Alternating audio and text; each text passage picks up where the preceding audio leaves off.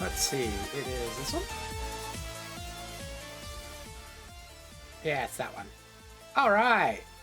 Hello, everyone. I'm just making sure I remember all the things because obviously it's been a while. I have little messes everywhere because I have actually been cleaning and doing all the things. Check out Twitter. It has a picture of all the bins that I have emptied. I think that's in the right range. Yeah, that's in the right range. Sweet. How is it? I even found my old headphones. Look, these ones actually fit my head. That's hard to do. So, I don't know if you guys remember the 12-hour stream. That went really well. So, we were able to take care of TARDIS's vet bill. Thankfully, we didn't need the full like $2,000 goal that Heckin' Peachy was going for. His total was just slightly below what the fundraiser actually made altogether. So all is good.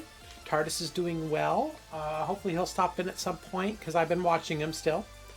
But so you guys might remember towards the end of last stream. Yeah, no, he's doing really well. I even just brushed him out last night using the Furminator and got a big old fluff of fur. So you guys remember towards the last stream, I had my other headphones on, my rock candies or skull candies or whatever. And these headphones, you know, they're not real fancy. I mean, they're like $20. They're nothing big. But I had them on and Gaz jumped up or got spooked, jumped off, pulled the cord on my other one. That was really weird. It changed songs right as I did that, and I thought I lost sound. But on my other headset, you know, the cord's over on this side. So it pulled it across, ripped it off. Actually, the headset broke. So, oh yes, and I am in Discord today. I am streaming in Discord as well. So if you want to join in, and I'd recommend at least followers for a while. And personal discretion. But of course, like, you know, Naj, your mod, of course, you're welcome to join in anytime. You should actually be able to get in without me even doing anything. I think I don't even have to drag you in. I think you can get directly in that channel that I'm in. Anyway, foil tape is an amazing thing. I use a headband to support, foil tape to reinforce, and you know, it's all reinforced on there. And this didn't have a cushion on it. So it was always digging in, right? You can see this cushion that's here. It's always digging in. And so before I found this yesterday, I'm like, you know, I really don't want to go get another corded headset. This one still works fine. It works well. And actually, I need to check to see what Discord is. I feel hyper right now, but it's okay. I have so much stuff open. I can minimize this. Boop. I can minimize pretzel. I can bring this to this side. Okay. I need to make sure that the speaker is correct on here. It is. We're good. Okay. So yeah, so I have some felt that I sewed together to make a nice little cushion, and I secured the ends of it. So, you know, when I say I have a hard time making getting headsets that fit, same go with hats, by the way. I mean, they're not small by any means, but here's my ears down here. I mean, it makes a huge difference. And this was digging into my head before, so it's like maybe just covering. It's comfy until it starts digging in your head for a while. So yeah, Gaz last time pulled this, it went this way, it actually ripped this way. So I had to support it with a headband and then double up with aluminum tape. Amazing stuff, by the way, aluminum tape. So, I think today we're going to work a little bit on the game. let me flop over here. Nice, clean desktop. I like that. Okay. Now, I don't have... Oh my gosh. Everything is still a mess right now. So, today, we're working on this thing. Obviously, I have not worked on it for a while. December 17th, I think, was actually the last time I worked on it. Let me pause Pretzel. Because one of the last things I had done between, like, I think it was November or so, we had gotten the maps working.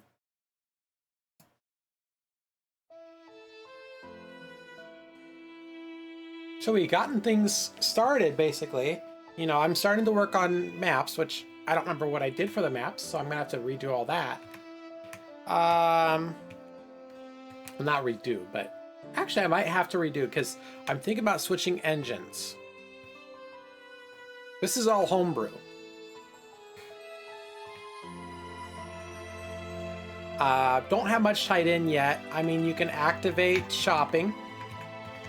I don't remember if I did E or F. F.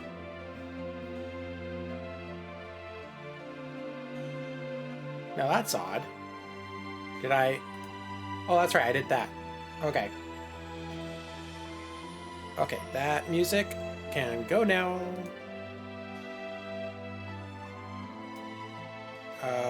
Boop.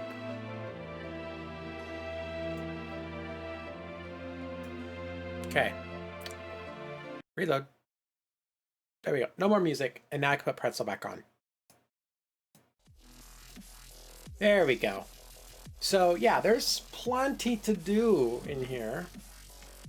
Why am I not seeing... Oh gosh, everything changed on here. There's actually like different icons now in...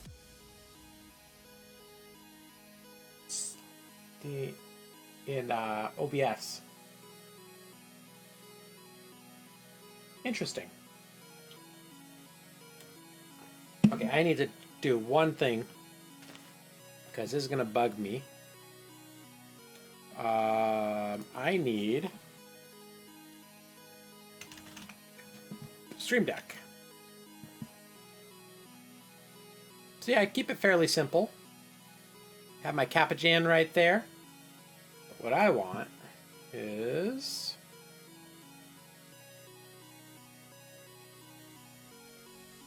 that. And did they fix the play ad? Because it wasn't working.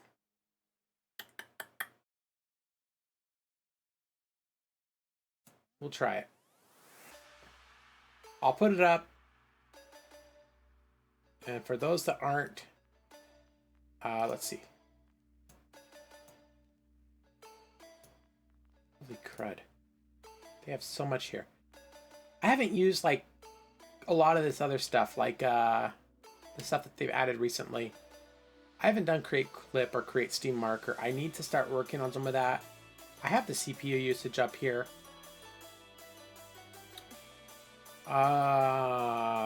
OBS Live. Here we go. There's Kappajan, empty media cup, media request toggle. There's all this stuff on here. I don't use half of it. It's been so long since I've been on. But I have what I want on there, so I can close that now. So part of this is a planning session, and I greatly encourage interaction. You know, I started working on this in 2008. And, you know, functionality-wise, I pictured it kind of like Fallout before I even saw Fallout. You know, I saw aspects of Minecraft with the open world crafting system. And one I just started playing recently, RimWorld. Oh my gosh. RimWorld, if RimWorld was multiplayer without the mods, like if it was MMO, and it had the ability to control a single character to the degree of an RPG, Wormworld does wonders, and I've spent way too much time on it since I've owned it for a month. It happens. Anyway, we have the map, we have the overall map. It does show where you're at. It's buggy. I mean, it is really if I get and everything is kind of pseudo turn based on here. You know, we're trying to get stuff. I want to get the lore books working. But if I go too far this way, it looks like you're off the map. And I have not figured out why it does that yet. Because you're not off the map, it just doesn't move until you get back within the range. I think that has to do with, you know, it seeing to a certain point on the map.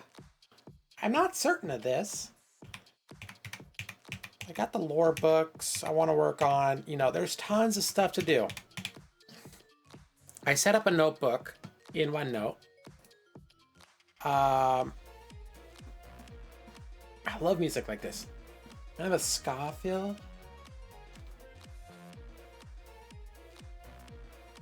I actually created a little video. I should post it in. I want this on the screen. Let's see if it's on the screen. Let's see here. I want this one because I want photos.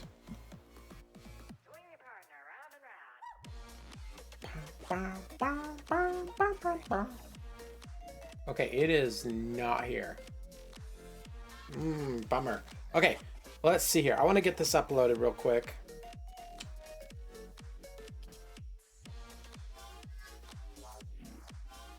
Oh, you know what this music sounds like?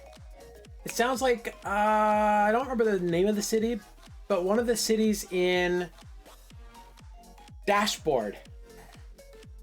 That's a fun RPG as well. It's a good single session playthrough. You could play it in a single session if you really want to. Okay, can I upload this, please? Upload the photos. There we go. Okay, so that will upload, and then I can share that on the screen. Actually, that's almost done. Let me pause this. I really like this one. Dressed to Kill by Wantala. I like that.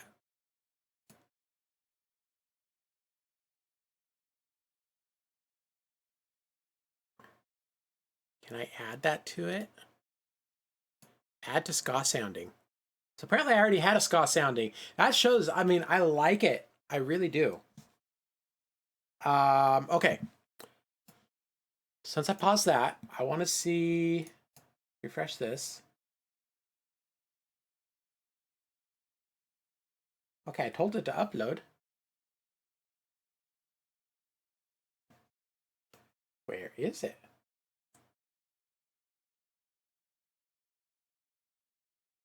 I told it to upload.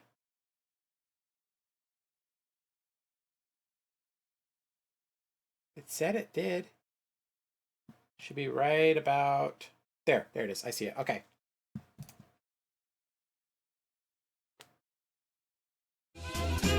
Okay. Bring this to this side for you guys. So I was using one of those free movie editor things on my phone. I was playing around, waiting for an appointment, and so I'm like, I'll make a retro day thing. So, ready? Here we go. Preview for all of you that are here.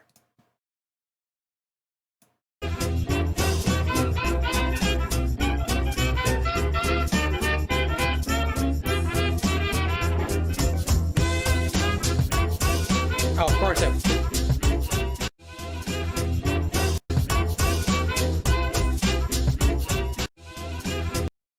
Did it actually stop right there?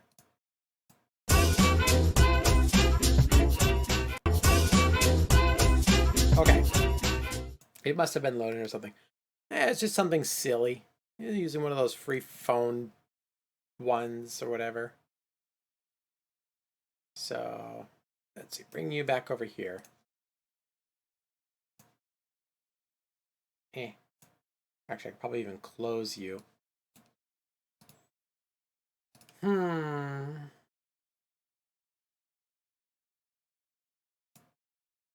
there's that. There's that. Got that up. How are you doing today, Naj, by the way? You having a good day? Okay, I have all that up. Oh, I didn't make a link for this. But, you know, because everyone's doing it, the merch store is operational at least. I have a few good mouse pads on there and stuff, like, you know, the full desk style. Artwork by MRD. If you guys have not checked out MRD's Dragon's webs or Twitch page, she is a magnificent artist. MRD Dragon. There we go. And they do play Minecraft as well. But yeah, I have some of her artwork as mouse pads, a couple stickers. I have a mug in there, you know, the one that I use on the stream, me holding out the kitties. And why do I have that? I have like a dark spot right here. Anyway.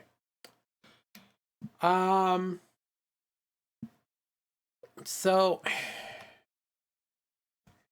figuring out how all this ties together, it's been a challenge. I mean, I'll be perfectly honest, this has been a challenge to work on, but it's been good. I need the music playing again.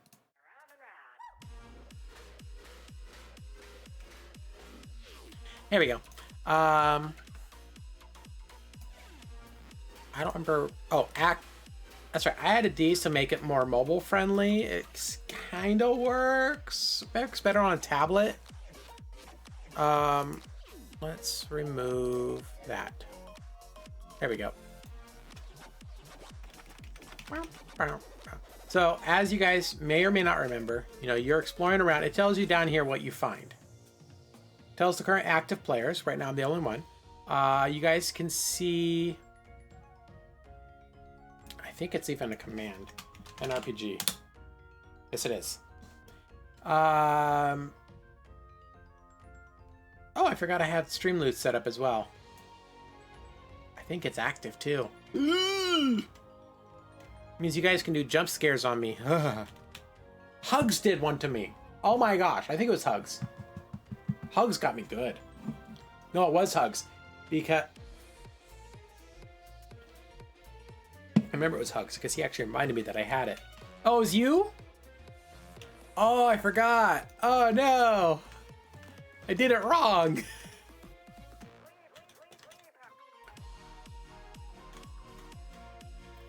So this was a fun little area to create. I definitely want to get more into the map building aspect. Most of this was a single layer, and then I've just added. They gave me a jump scare. Yes, that was fun. Okay, where is my map? Was it modules?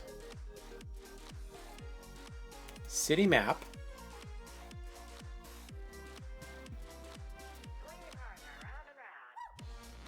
Okay, so this was the city map. I think.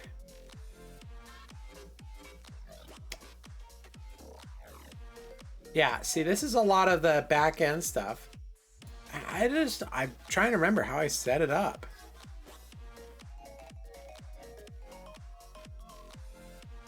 What I want, let me bring it over here real quick because there's a few things I want to check.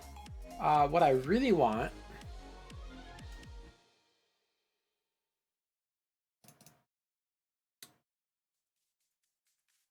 Is it under templates? No. Oh no, I actually saved it in the database. Ah! Okay, I forgot that I saved it in the database. Well then, okay. I gotta go to the database, and this is gonna be annoying because it always logs me out after a few minutes. It doesn't have a really long persistent session time frame. Should have my tablet up. Let me put my tablet up. No, I'm not gonna worry about the tablet. I need my third screen is what I need. Because I have the one screen that I do kind of production stuff. I have my chat on this screen. And then I have this thing that you guys all see, generally. Let me log in real quick.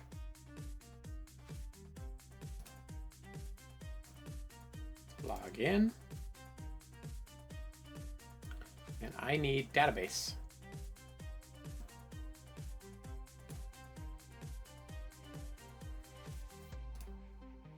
Okay, I think I'm in. It's loading. And then it will have to reload in like 5-10 minutes. Okay. Outtro Nova. And so this was on, this should be under maps.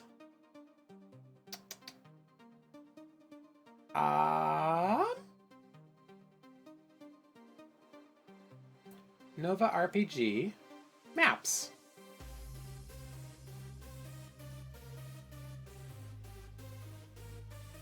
That's not right. Map objects, map layers. Map layers. Okay. This is the one I want to show you. Barrier. So we are on map 1. Okay. A little behind the scenes here. We're on map 1. We have animated icons for when things move around. I have not gotten that to work right yet. We have objects and actions. I don't remember what all's on there. And we have barriers. So barriers is what prevents us from moving beyond certain objects, such as walls and, you know, stumps. Okay? And I have to modify this before I bring it in a little bit, but I'll show you here what this looks like. There we go. There's the whole map in all of its glory. Let me do this. New.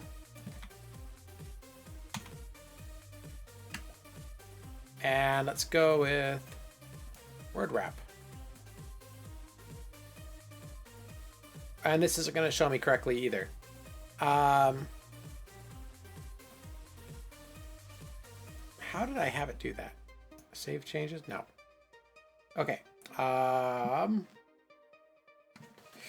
Switch this out real quick. Chatting. I gotta find a folder.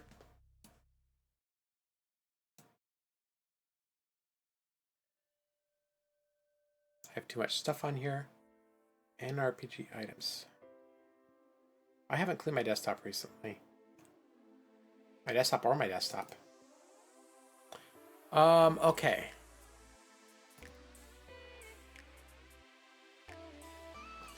Does this have my maps? So I thought I made... I must not have done that. Okay.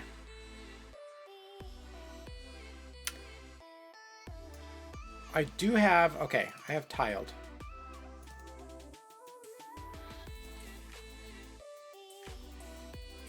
Oh, here we go. This works.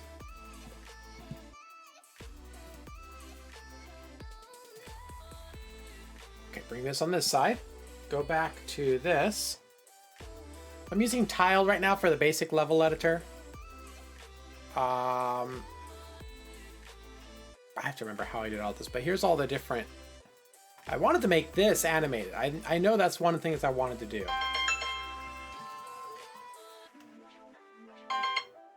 Okay.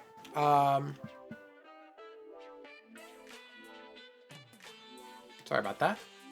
So we have life in the lab. Okay, so all the different sets that I'm using. So I want to zoom out. I have not used this in forever. Where's the zoom? Oh my gosh, I don't remember the controls for this thing. Is it this? It's not this. Nope, that's that side. Oh, it's down here. There we go. So there's the whole map. And if I go barrier, there's the barrier. That's what the barrier layer looks like.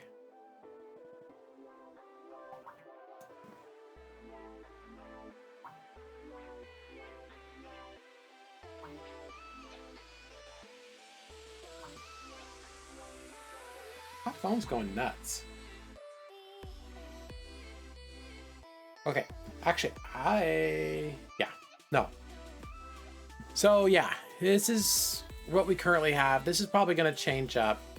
I wanted to do like a fun shape. But I think I need to do more flat style icons. I don't know. I like this layout where you have some height and some depth to stuff. But there's also something to be said for simplicity of like a flat map. You know, similar to like, you know, just like top-down dungeon scroller style. Don't have any of the crafting stuff done yet. You know, there is a ton to do. And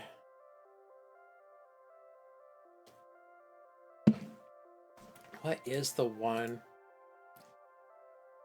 Yoink. Let me go over here. Let's see here. I want...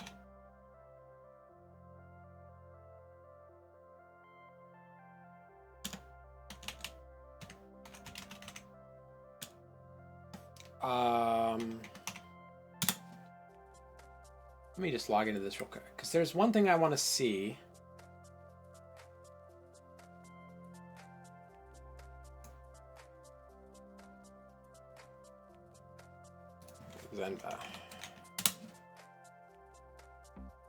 So I am figuring stuff out on here.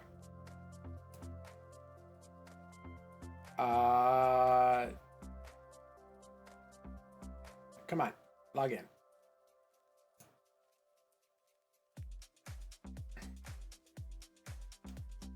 Waiting for the page to load. Bring that back up. There we go. Okay.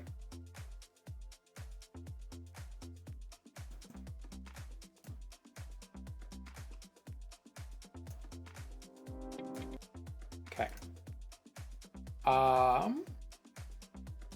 Phaser.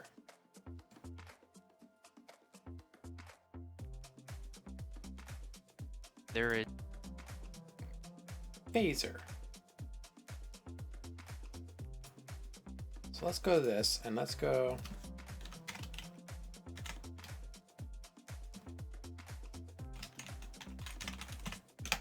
Let's go see if I can get to, there we go. Okay. So as far as engines go, I've been looking at different things. And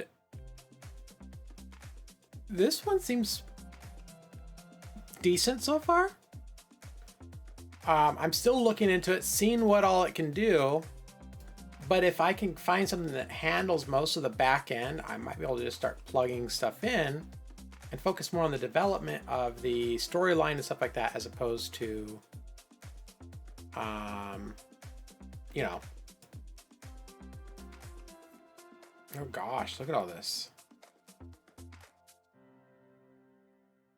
So, I mean, there's a ton on here. You already have maps. Like, there's the support for maps. I don't know what half of this is. I mean, transform, utilities, animation, depth sort. Let's look at this one real quick, because there's all sorts of stuff on here. Isometric blocks, isometric map. That's like a, what is that? That's a 2.5D. Let's take a look here. Turn the music off for a second. I mean, that's pretty impressive.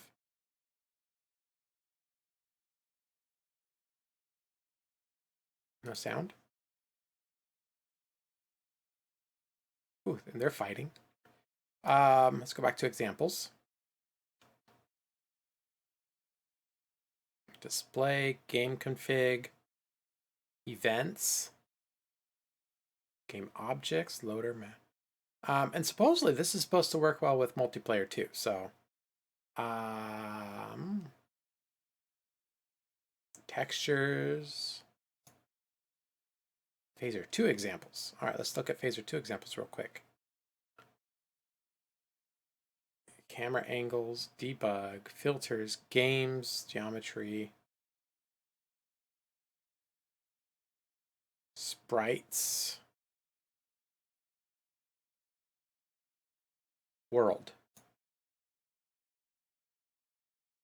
World wrap, move around the world, fix to camera. Okay. So I'm looking into different options, seeing what I would need to make this work well.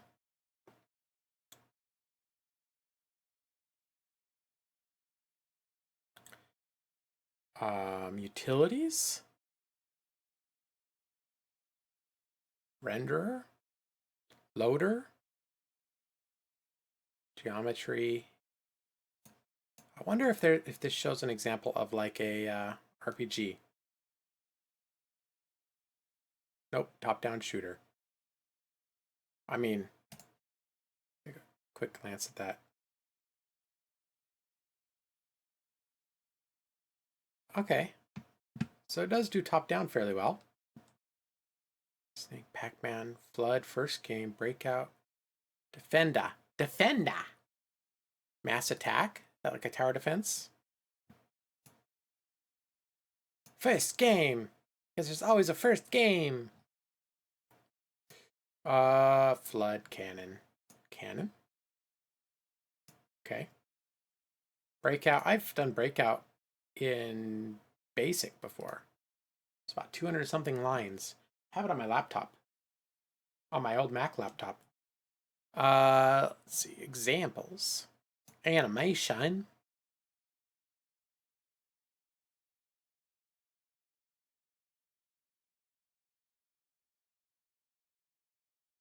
Okay.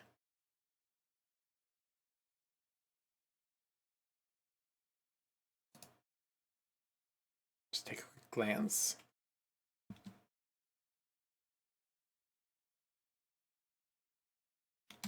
Huh. Okay. Audio. So this one should tie in well to like games and stuff.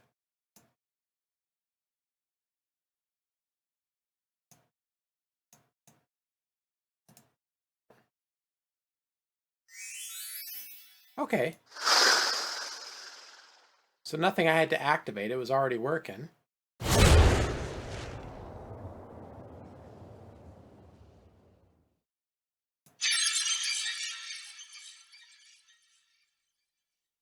Interesting. Sprite. Loop delay, basic playback and events.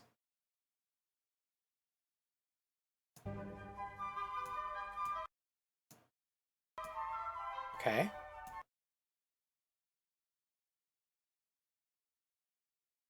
What is this?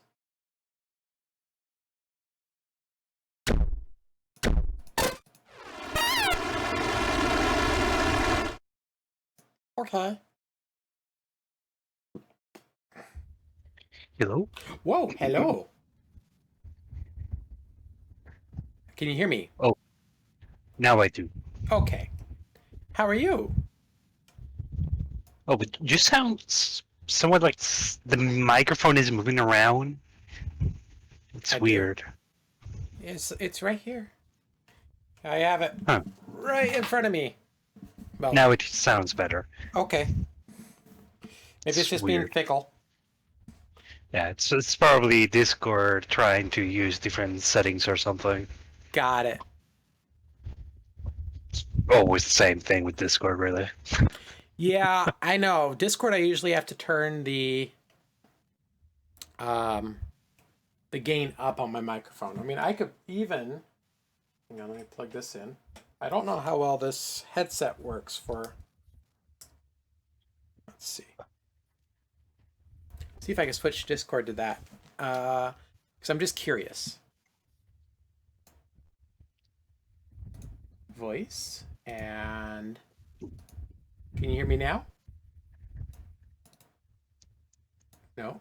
Okay, let's go.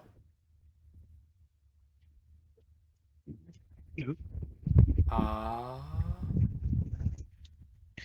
Yeah, that's not I'm going to do just kind anything. of dealing with my own PC, like just doing weird things. And I was talking the other day about the RAM. Yeah.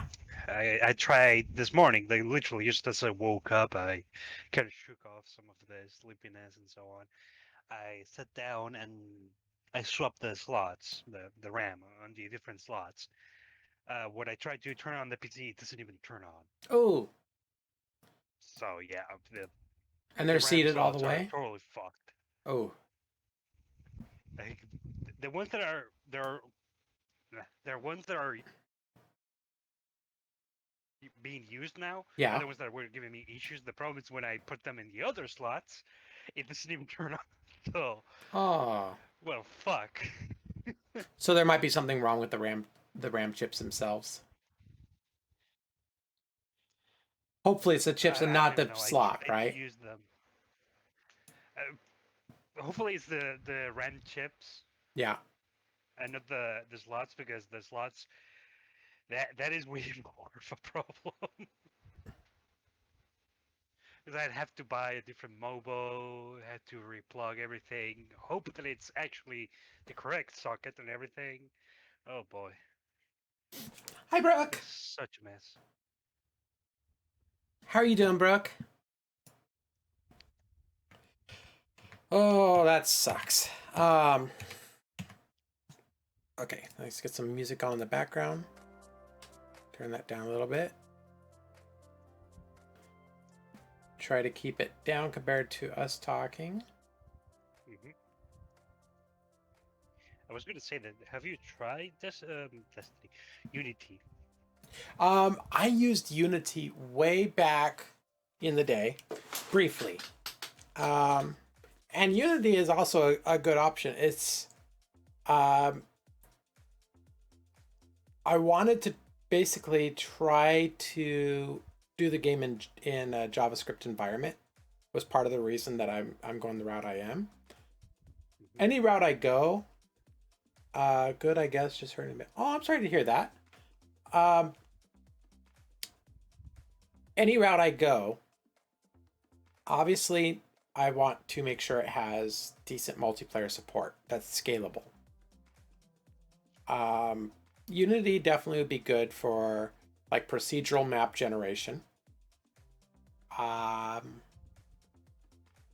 I mean, there's some things that I've been working on here. I have, I didn't get a chance to transfer them all over because I've been cleaning. I don't know if you saw on Twitter, but dang, I've cleared out a bunch of bins. I mean, all behind me here. Go to chatting. All behind me here is I can actually back up. So you can see all those empty bins. I did that all since last night. That is a lot. Yeah, no, it's a lot of work. I actually finished doing that this morning. I could not even get to my computer this morning until half an hour before stream. So, and this room is getting cold now. I just turned on dehumidification, and it's like it dried out. It was getting like it felt muggy but cold, and so I'm like, okay, dehumidification mode, dry it out, and now I'm really cold, but it doesn't smell like it's wet in here. And I wish I could have see at my room, because the only thing that is keeping me alive is this little, well, it's not really small, it's medium sized standing fan, and it wasn't really the most expensive things, but Right. it did cost some money. At least it's powerful enough, unlike those cheap Chinese knockoffs that like burn out in half a day. Yeah. Come on, let me in. Seriously, I've tried so many of those, and they're always just so cheap and weak. Like, you might as well just have somebody fan you over with a small leaf, and you'll same amount of wind. Yeah. So these are some of the notes that I was just writing down yesterday as well. I mean, every day I write down a few notes. I've done this for a few years, and I'm trying to compile it all together. Um, but I was trying to work in like even time frames. Um, there's levels of control in the game that I want to implement. So, I was talking about, one of the nice things with RimWorld, for instance, was it does a pretty good job of handling a whole bunch of people. Um, Yeah. and I really like how they do that. Like, their simplistic animations on there make it so it handles resources fairly well. I need to switch this back to this screen. There we go.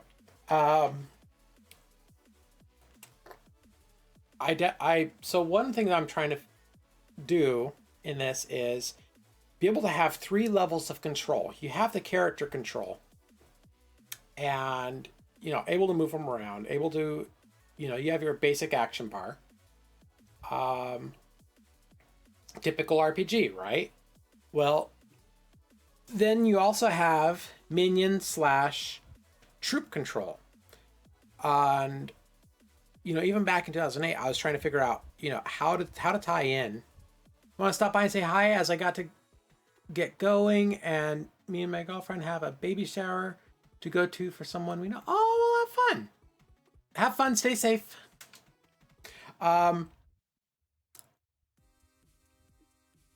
And so, because I want to be able to give people, I've always wanted to be able to give people the ability, evil. So I plugged my charger in an outlet that's not working. I think my laptop was messing up. Why would your laptop already be messing up? It shouldn't be messing up already. Oh, because you plugged in your laptop to an outlet that was not working.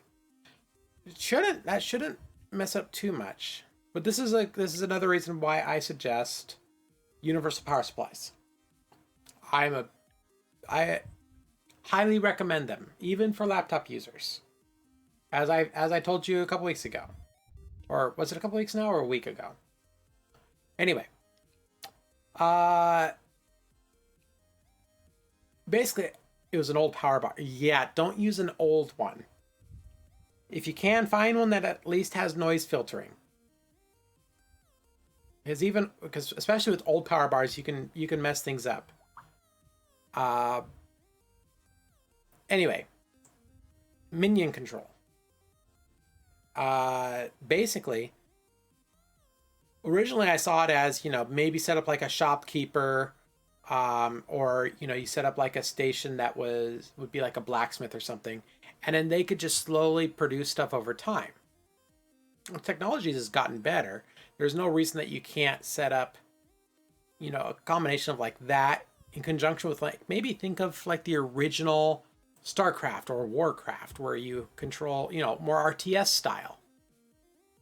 I mean, something like the Night Elf people that their buildings are used with the wisps, and it consumes the wisp, but you can then like deconstruct the building and it gives you back the wisp.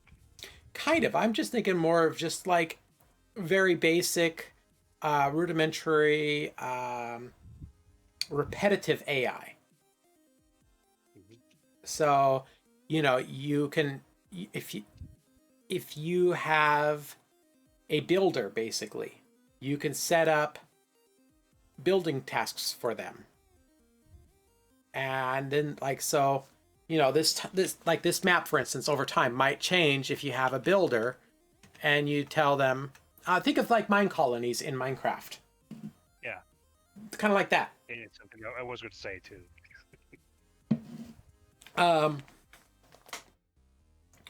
And then, of course, troop command, being able to select multiple people beyond yourself and tell them what to do. And then also the third level of control would be township control. So, as players progress throughout the game, be able to move around in the world and create towns of them for themselves, where their minions could then like control the town for them. And there's different controls for the town, so you could actually create like a miniature government for the town. Let's see. But like minions and townships, that would definitely take a while to get to. One of the things, um, and I made sure to make note of it in my notes, is that when the game starts, there would only be a fixed number of minions available to have.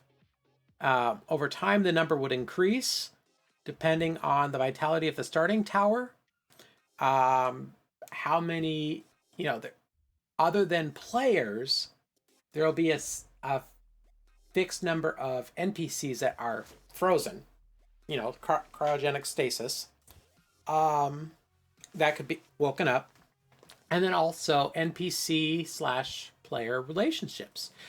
I do want to make it so that there is a death and life cycle in this game.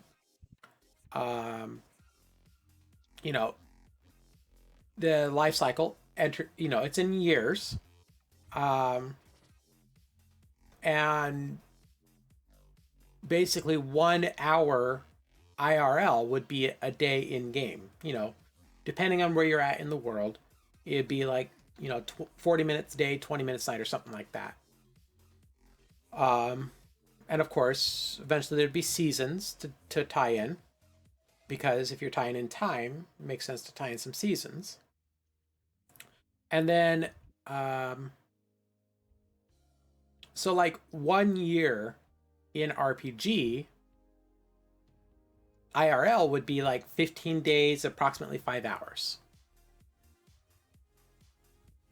And then, so if characters in the game, now here's one of the interesting things, like all the characters would have certain aspects, they'd be given random traits. Only the players would have semi customizable traits. The NPCs, they're born with a basic set or spawned in with a basic set, and then they kind of work from around those. So if two NPCs say have a baby in the game, that baby basically is grown at in game. We're making it like 16 or something like that in game years. Which, here's the interesting thing: IRL, that character then would be able to be hired, for instance, as a minion 243 days after it was born in the game. IRL. 243 days IRL. So the community would evolve over time. And as far as death goes, people aren't really sure yet how it's incorporated as far as like the lore goes, because the towers have only been, have been awakening people for around the last 5 years or so. And so they're still basing it like, before everyone was cryogenically frozen, they're basically basing it off of an average life expectancy of 80 years. But they don't know this for sure. It could be more with the stuff that they've done. Um, so that's basically the time aspect of it. This also plays into control of your own character, obviously, as your character ages. Um, and there's ways to get around it.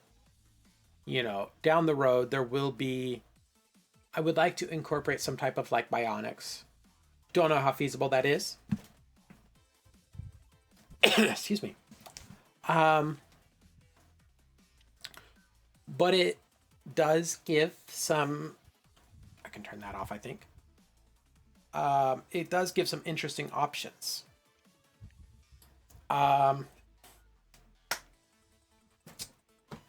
So that's the time aspect that I want to try to incorporate. I think. I would definitely. It would definitely make. I mean, basically, it makes NPCs a limited resource in the game as well. Because one of the things with this game is, if it's not upkept, there is a chance that the world would have to be reset because all of the forces of evil at work basically could take over and overrun the entire world. And then, poof, NRPG starts again. It is possible. Don't know how likely, but it is possible. As of right now, NRPG is still primarily a battle system. We finally have a map, but, most of the action still takes place in the battle screen, which I need to work on moving that. So, let's see, where is Bouncy? Bouncy's there. Mej is there. Mejma's right there. Hugs is in here somewhere too. There's Hugs. Level 3. Got a Mentroon. Noctis. But yeah. I have to say something about the whole timing aspect and so on. And, Yes. I don't know if you played games like it or things that have that sort of thing. And the deal is that it usually ends up with a very stagnating player base. And what I mean is that, let's say that you have a crafting system. Like, I think it was Heaven and Earth. The game's name was. Okay. Where everything took real time. Like you literally had to wait days for like a piece of leather to be tagged. Oh, yeah, no. So the problem with that game is that, sure, if you have like 50 people working in one town, and not even like a big thing, like just one little base, you have 50 people working conjunctively, like all together doing the same thing because they want to progress through the game. Right. Sure, that is fine, and the game works fine. The problem is when there is like a few people that are missing. Like some people just don't show up. Maybe somebody is getting tired of waiting so much, etc., etc., etc. So like a bad raid night in WoW. Yes. The problem is that you start to have the problem that nobody wants to really put in the effort. Right. And the timer gets more like a collar, a way too tight collar around your neck, and more and more, and the problems keep getting exacerbated, and it's something that a lot of people try to implement, but they put it in a very, very, very small scale, so it's not too annoying to deal with. Oh no, totally. And that that's part of the reason why I have the time frame that I have. I mean, most aspects, there's definitely a survival aspect to this. People will be able to do their own building in here eventually. And so, there's definitely not fatal. Wrong person. But yeah, I could definitely turn Naj up a bit. Give me just a second here. Okay, I increased 40%. Wait, now it's better. Oh, yeah, you're definitely a little louder now. It might be. Is that okay? Good. Is that better, Evil? I'm trying to keep it balanced. I can't hear myself on stream, so. Well, yeah. Okay, so you're about the same. Okay, so you're about equal with me now. I can just, since I'm using this headset now, I can actually just turn you down a little bit on my end. Nice. There we go. He was quiet. Yeah, that was my fault. That's another reason why I like this headset since I found it again, is I can control what I hear more like a monitor. But yeah, no, I agree with you. No, I used to play games. I used to love different web games. I played Mafia Wars, Hobo Wars, Mafia Death, Archmage, Travian. I love Travian. But, a lot of these games, especially in a web environment, you're right. They start off super slow and the timing can get obnoxious. And so, yeah, I don't want the like for crafting systems like that to be super obnoxious, and but it's hard to find a Yeah. balance, because you're still, um, even though you're crafting and stuff like that, since it is first and foremost an RPG. You don't just want to become powerful overnight either. Mhm. I mean, it's not like Age of Empires where you're, uh, there's an RTS aspect to it, yes, but it's not like Age of Empires or StarCraft where you know you need to basically zerg out and just take over the whole map. Yeah, I think the situation here is that you need something that is intrinsic and extrinsic. Uh, that you have a reason to force or to guide the player to do something, Right. and give him a need, a wish, a pleasure from doing something Exactly. within the game. And if you put a timer, this is for every single game that's ever existed. If you put a timer and you tell the player that you cannot do anything, like straight up nothing, you just have to wait. That is the worst way that you can manage something, Right. because it's out of somebody's hand, and we all know that having to wait for something is very bad. It feels bad. Either if it's an interview, if it's having to wait for like a very nice meal, if Mm-hmm. it's something like those things, it's always gonna be feeling bad. Of course, when you get it finally, it feels amazing. Yeah.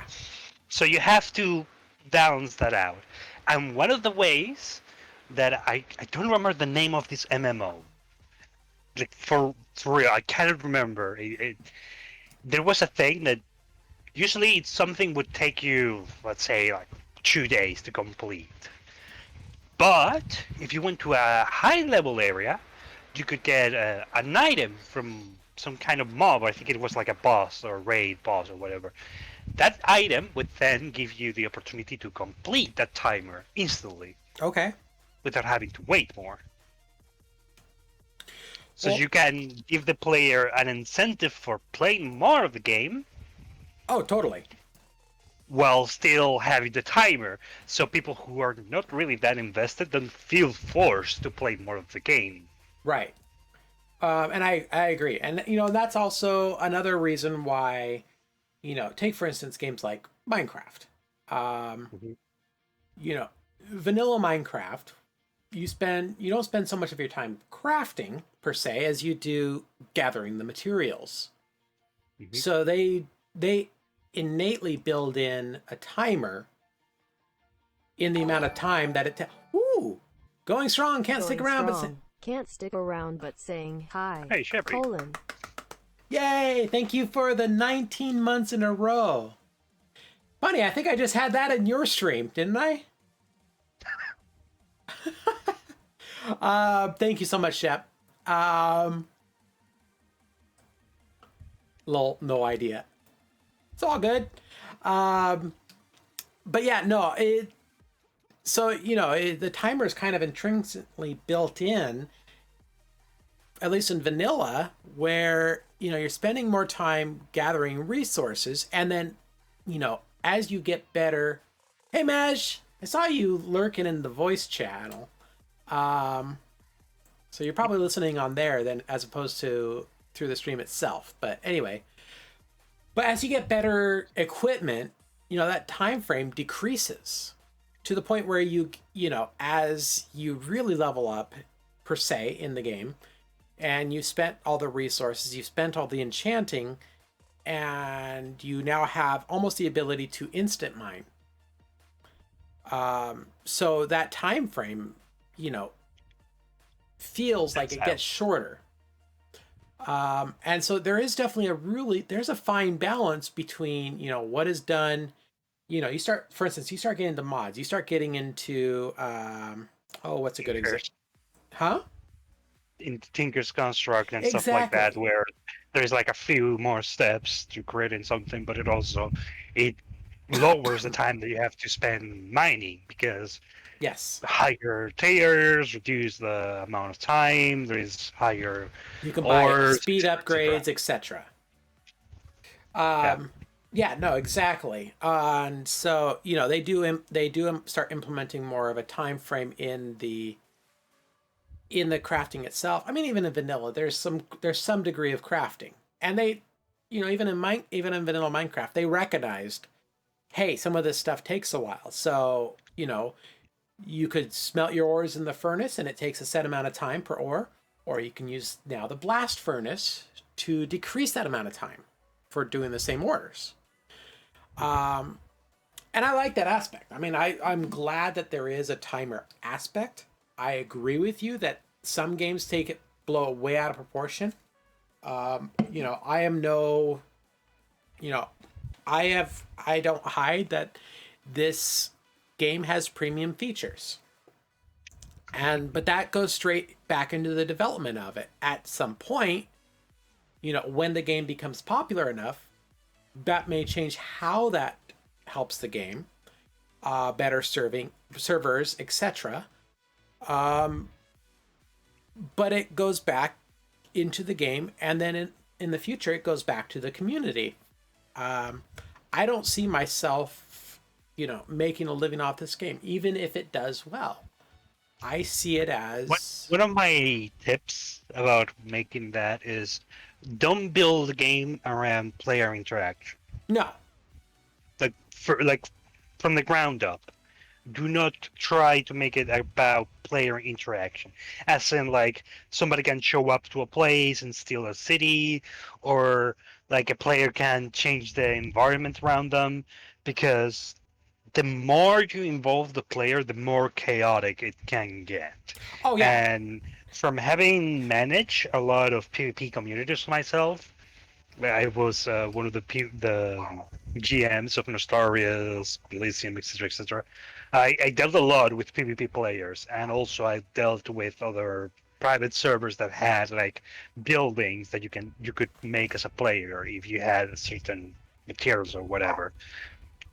Here's the catch: people always found a way to scum other people Oh yeah. out of things, and there's gonna be this There's a good fucking example.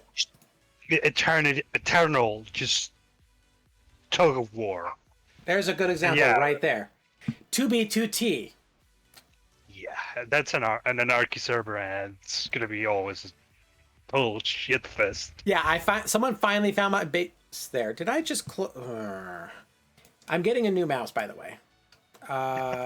Reopen close window. I'm getting a new mouse because this mouse I'm having to use as a backup because this mouse, my silent mouse, doesn't like to click. This mouse does a double click. So it's time to upgrade the mice. This is an old Razer mouse. It works, but I have to be careful that it doesn't double click on things. So I have to like do an extended click almost. But yeah, 2B2T, like someone finally found my base in there. I had a decent base before. It lasted. And totally avoid it. Oh yeah, and I was building it myself. Where, the last time, like there it was. That was in 2B2T. And then I just logged in, a few days ago. Well, May 25th, 2020. The picture you just saw before that was January 31st, 2018. But I was making a pretty good little area. Let me pop this one up. There we go. So it was looking pretty good. And, a few people did come by. They'd run by and they would stop in and they would leave little signs. And so I had like a little guest book going almost of people that would come in. Which would be really interesting if they ever do decide to upgrade it beyond 1.12. Because now with the lectern being able to do that. I think they've mentioned several times that the new updates of Minecraft just do not work with the type of server that is 2B2T. It's not gonna happen. Yeah, no.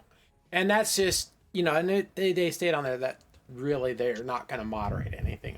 So, Evil Dragon, what am I donating? What do you mean, what am I donating? I think he's confused about something you may have said. Oh, I mean, that happens. And in Discord, the bag. In Discord bad? What? Huh?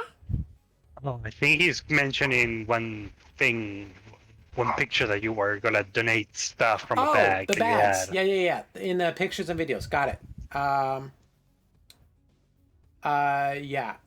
In general chat, I was talking about filling up bags. Okay, that makes more sense.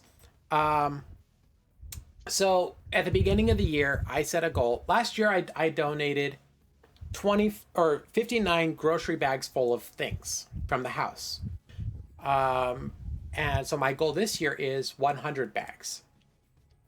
And so right before COVID hit, before everything was closed down the first time, I got to right around 65 bags. And, or yeah, I just like, it was recommended people start staying home, but like donation centers weren't closed down yet. So I got 65 bags in. So that's just that had been waiting for a while. I finally was able to donate those. Over the last couple weeks, though, I've also filled an additional 10 bags and then 9 bags today. So I'm up to 84 bags this year of things to donate, or 84 bag equivalent, basically, because I've also, like a lamp, an old, like, little 3-piece stereo that's old that I don't use anymore, stuff like that. And so, Evil, I don't know if you're in here yet, but I've been working on this office area because when I do have surgery for my back, my mom might be staying for a few days, and I'm rolling over the cord here. Might be staying for a few days after I get back, and so I'm trying to set up the office area. I have a guest bed back here, but there's all those bins that I've emptied out today. And the bed itself is actually pretty cool. It's an IKEA bed, the Hemnes bed, that trundles out so you can put 2 twin mattresses side by side to make a king, or pseudo king. I guess twin extra long is a Kali king, so, or 2 twin extra long. Right.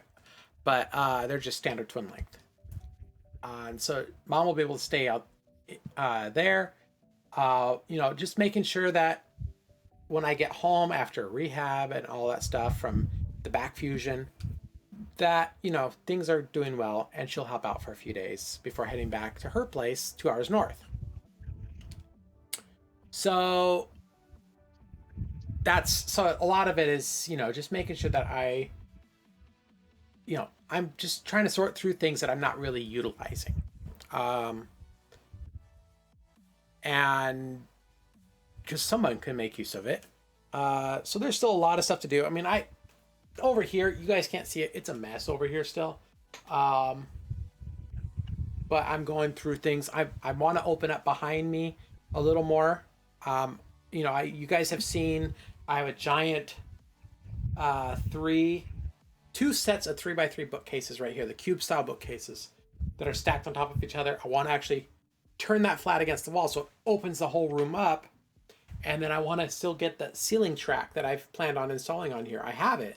I don't have it installed, but I have a ceiling track that I can set up for doing the curtain, for doing the green screen. And so that's still the plan. But I've been so busy with trying to get stuff situated, getting ready for the surgery, the kitchen remodel, that, stuff just kind of piles up. So, well, literally and figuratively in this case.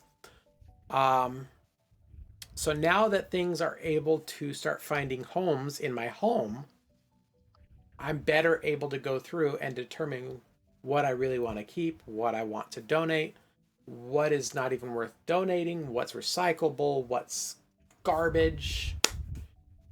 And so yeah, it's been a process. And so that's also part of the reason why I haven't worked on the game much this year. Which every time I think about it, I kind of feel guilty for not working on it. Because for a while there, we had a good little community. Mej was playing, Bouncy was playing, Mej's Twitch TTS was playing. I think that's your boy. Mej, correct me if I'm wrong, if you're still here, but I think that's your boy, or is that someone different? Anyway, I think, Mej usually hangs out over by the fishing pond when he's in. Little reflection pond.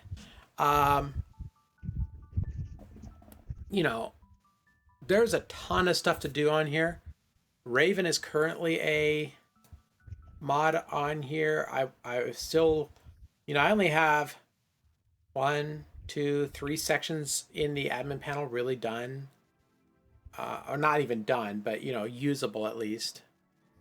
But, I think the big thing right now is, I spend so much time developing the platform for it that I don't really get to work on the game itself. Does that make sense?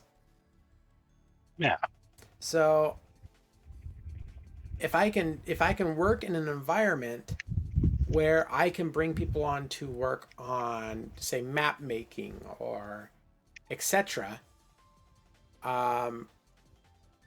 great. No, it's not gonna happen, Evil. Not I know you too well. So Naj, you were saying don't make it so that the players can interact too much with the environment. Evil's a good example. I come back, the whole place with the whole map would be nuked. Oh, you're still with ducks. Or what? Filled with ducks. Or filled with it's something ducks, that yes. happened with one of the servers that I used to manage. Somebody found a way to spawn NPCs, and they had a value. The ducks apparently had like a very small value, so they could just spam them all over the place. And if you tried to log in the location, the engine was not ready to see so many NPCs in one location, and it would just crash. Oof. Crash the instant server, like just full on. Server gone. We had to go like 2 or 5 weeks ahead before that happened because of the saves. Yeah. Because of that one player. And then he complained that we were being unjust about him getting banned. Yeah. I go, I didn't know that would happen. It's like, you're literally, like, this is not like, oh, he put like 50 or 60 dogs in one location, like making a group. No. Like, he literally filled the whole map. I'm talking literally filled. And the fact that he tried to scurry away with that, it still gets me to this day. It's like Evil says, I will not fill Naj's whole house with chicken. I mean, Evil just enjoys himself on being foul.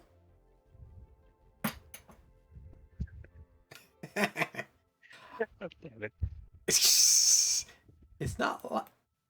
It's like I'm not local. It's not like I'm a local menace, right? I mean, at least now with your laptop, you can actually like join in voice chats when we're not streaming and not just wreck our ears with that.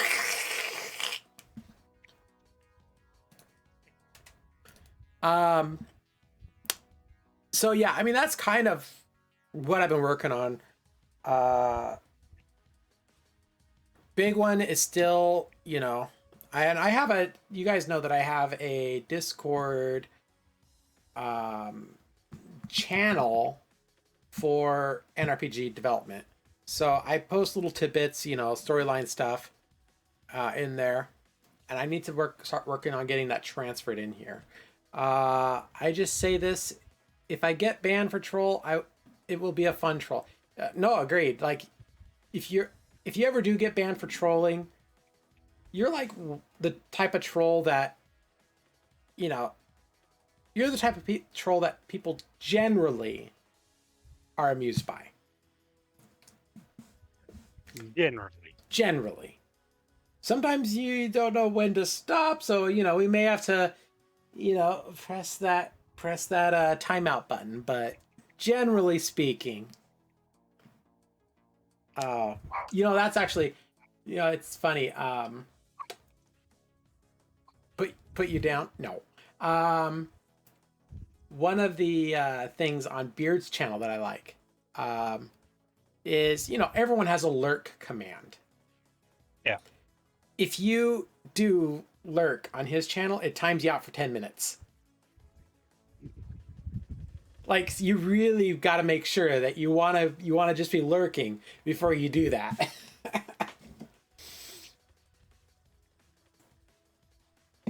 So, let me pop over into Discord real quick, because I have all those notes in here as well.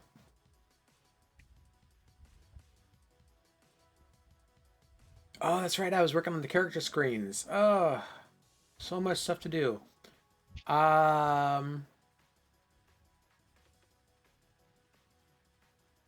Okay, so I do have that initial little story snippet in here, which I don't know if I put in here or not. Nope. Okay, I did not put in there. Did I put it in the admin center under news, maybe? Negative. Ghostwriter. Bummer. Okay. I may have put it directly in the database, so I don't have an interface for it yet. You have your own command? Uh-oh. Did I make a command for you? I don't think I made a command for you. I know MRD has one and Hugs has one. Okay. So we have... Oh, in Beer's channel. Got it. So lore preview from NRPG. Datalog. Kadoli. The project is, and this is like, this is what one of these little books over here are going to say. And I think it's going to be this one. I don't know. The project is the Psi Initiative. The ability for everyone to manipulate energy without any devices. For a common person, it seems like magic. For me, it seems like an impossibility. But Asamos is certain it was possible, and seemed to have companies and governments eating from his hands at the prospect. I've been working with Asamos about 5 years as part of his testing and safety team. I hadn't seen him come up with anything this lofty. Asamos, and then, let's see. Asamos is the owner of Asamos Industries, a prestigious corporation known for combining technology and physical applications. 2 years ago, he created a bracelet that could condense energy around the wearer to create personal protection auras. However, the technology has already been stolen and manipulated by other corporations to include offensive capabilities. It doesn't appear that any regard for any of the safety protocols for energy inversion are being observed though. I worry this could lead to a cataclysmic result. So that was like the one main snippet. I have more, again, part of trying to make sure all of my stuff is together, so I have notes in places and notes and notes. I'm trying to consolidate it all. Because again, working on this thing for 12 years, notes are all over the place. Blech. One of the things that I can recommend about writing a story for video game, is that if you still don't even have like basics, like let's say you don't really have much of an idea on how things are going to go, on what you can do, etc., it's pretty impossible to write for something, because you don't know how things are going to be, you don't know what you can introduce in a story. because you can make it so, for example, let's say you write about cryogenic sleep, Mm-hmm. but you don't never really show that in the game itself because you don't have the technology skills or whatever to implement that in the video game itself. Right. Like breaking people out of cryogenic sleep, as an example. Let's say that you cannot figure out how to store an NPC to that cryogenic pod and like have it be randomized and then have it be like a full character, etc. that you can take command. Like, if you write that in the story, then you're writing yourself into a corner because supposedly in the story those things are common, but now it's not because you cannot make it into the game. Right. No, and I appreciate that. I do recognize that it does make it incredibly more difficult. Um, What I do recommend is to just make a baseline. Just do like the things that you think would be okay in the main like basic framework, like the building, the survival, the combat, and that's it. That's try to perfect that and build among that. right. The more you build among that, the more you'll be able to see, okay, maybe I cannot write that because it's not really something I know how to do. And maybe I could modify this writing so it fits more with the theme that the system is going along with, etc., etc., etc. Well, I mean, and yeah, no, I do recognize that. And that's, again, when this game started, it started off because of my skills at the time, like you're saying, technology and skills. Um, as you saw, it was basically a text-based web game. Yeah. It's always my intention to get it to where you could get on a map, you could move around. The storyline was still there, more so up here. And so I've wanted to implement it. Originally, the NovaRPG was supposed to be over the course of 3 games. And that was the original plan. And this one, NRPG, was supposed to be kind of the last game in the series, and it was originally going to be Nova the Last Days, or not Last Days. Last Days was second. Nova Revelations. Um, and this one, in its original format, was just NRPG. It was basically what it was, which was a battle system that spawned from my message board. And it gave people a way to interact with each other in a different way on the forum, basically. Yeah. And that's why we have like Spider Monkey, who's almost as high a level as I am. I mean, you remember the old like karma system in message boards. That's basically what it spawned from. But we started developing a storyline behind it. But then, the interesting thing is, as I'm working on it, I started working on it last year, and I don't remember. I think I was talking with Mej, and he gave some suggestions, which I appreciate all suggestions, but he was going into some of the functionality on it and on how things probably should be on there, and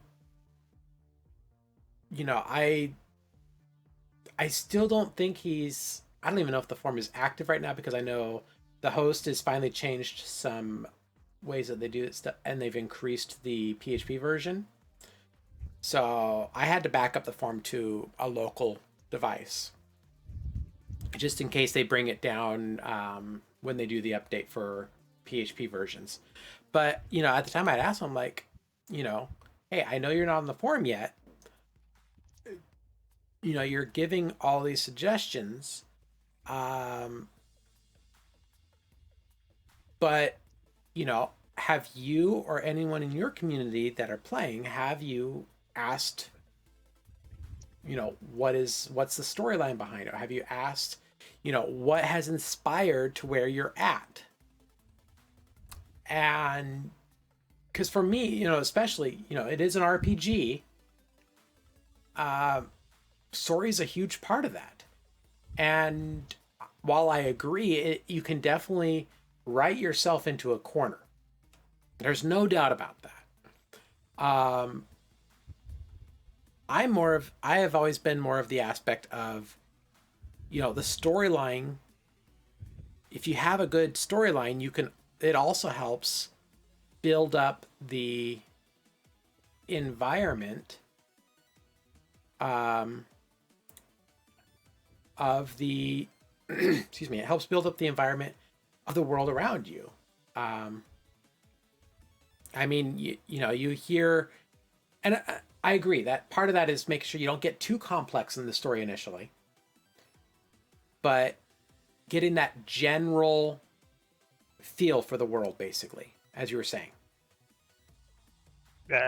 Basic framework, which you Right. can expand upon, given that you continue work at development in the game itself. Right. The systems, the way that things work, etc. The more you expand that, the more you can add on top with the story parts, because you don't want to make a Bethesda. You really don't. Don't want to Fallout 76? It's not even about Fallout 76 or any of the Fallouts. It's the Elder Scrolls. I'm very knowledgeable about the Elder Scrolls, and I can tell you, start of the gate, there is a lot of things that Bethesda added on top of the story that have no way to be seen on game because they don't have the technology for it. They do not care about that. And it's like the lore is going one way while the game is going the other way, and a lot of things are like written and then just dropped, and then they get mentioned later, but it doesn't really matter at all. Stupid. It's like they had some intern write some things, and then they fire him, and then they just kept the things like, oh fuck, now what do we do? Just make like a note in some book, like in the next game. Who fucking cares? Well, and it's interesting, like, bringing into, how players interact with stuff as well. Yeah. And, you know, uh, even back in the day, I would have debates with Spider Monkey about simple aspects such as bringing in a character in hardcore mode, basically, or or basically just leaving it where the player is indefinitely respawnable, basically. And because you have both types of players. You have the players that enjoy that hardcore aspect, Yeah. but tying it in with the storyline now, originally I wanted it to be like a hardcore thing where you'd have to spawn in a new character, or you'd have the choice to, basically, where you spawn in a new character if you die. If you tie it in with what I'd like to do for the timeline aspect, that doesn't make as much sense. Like, yeah, you could still spawn in stuff, but you know that you're working with a supposedly limited resource of people. So it makes it like, well, how can you keep respawning new characters or waking them up from cryo if they're supposed to be a limited resource, right? So it definitely, that's definitely an aspect where, I had to forego the ability for hardcore. Mm-hmm. So I definitely, I recognize that. And as much as I love that aspect, it doesn't make sense in this situation. You could also add it back in with a different way of thinking in that sense, and making a bit of a balance to hardcore versus softcore. Right. In the sense, like, let's say, if it's like about timelines, because you're in a different timeline. So if you die with hardcore, you're gone. Nothing ever changed. You're just gone from the timeline, whatever. I don't know the story, so it's like in a different tangent. Let's just say. So let's say that it's about the fates. If you don't, your softcore, you keep going in a loop, for example. Right. And if you're hardcore, you break the loop. So let's say that, for example, your character is bound by the fates, and if you break out of the fates, your future is for your own. So you gain like extra XP or resources, like let's say the 10%, fucking whatever. So it's because the fates no longer control you. You feel more free, Right. like a little buff to give you extra things that would incentivize a different type of gameplay while also still being tied to the story itself. Well, and definitely, you if you have like a fate aspect to it, that itself, especially in a multiplayer environment, has interesting ramifications.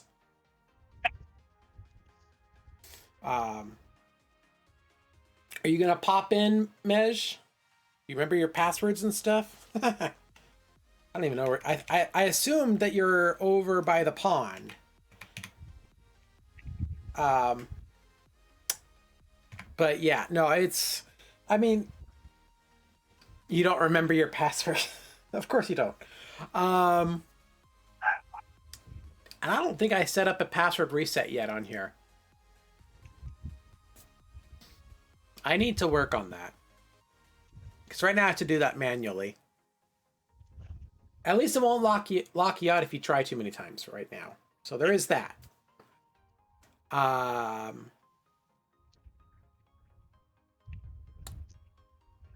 But yeah, I mean, Example, just to show how things are yeah. about that sort of thing. World of Warcraft. Mm-hmm. From day one, we've been able to resurrect, right? Right. And you see the spirit healer and so on, and there was never an explanation on why we were able. Well, like NPCs just fucking die. Right. Like for example, the king died, so Yeah. rip, I guess. Uh, some other like story people die, etc. So it's never been explained by Blizzard, except in Cataclysm, they and Legion they gave us finally an explanation. It's because our souls are different. When you spawn into the world as a player, you have a different soul than the NPCs, an immortal soul. When your immortal soul dies or is broken, that's when you just will not come back. Even if they try to resurrect you're not able to come back. Interesting. They've never given an explanation, and now they have. Now, the problem with the Blizzard situation is that there's a lot more going on with that. Because now they're giving us Shadowlands, where they expand upon the world of the dead. Because when you're supposedly in the world when you die, your soul goes to the Shadowlands, Interesting. which is like the Void Lands, and it's like an in between the Void Lands and so on. And you can find like Arthas, Kel'Thas, fucking some other NPCs that are famous in the world, and they've joined covenants from the Shadowlands.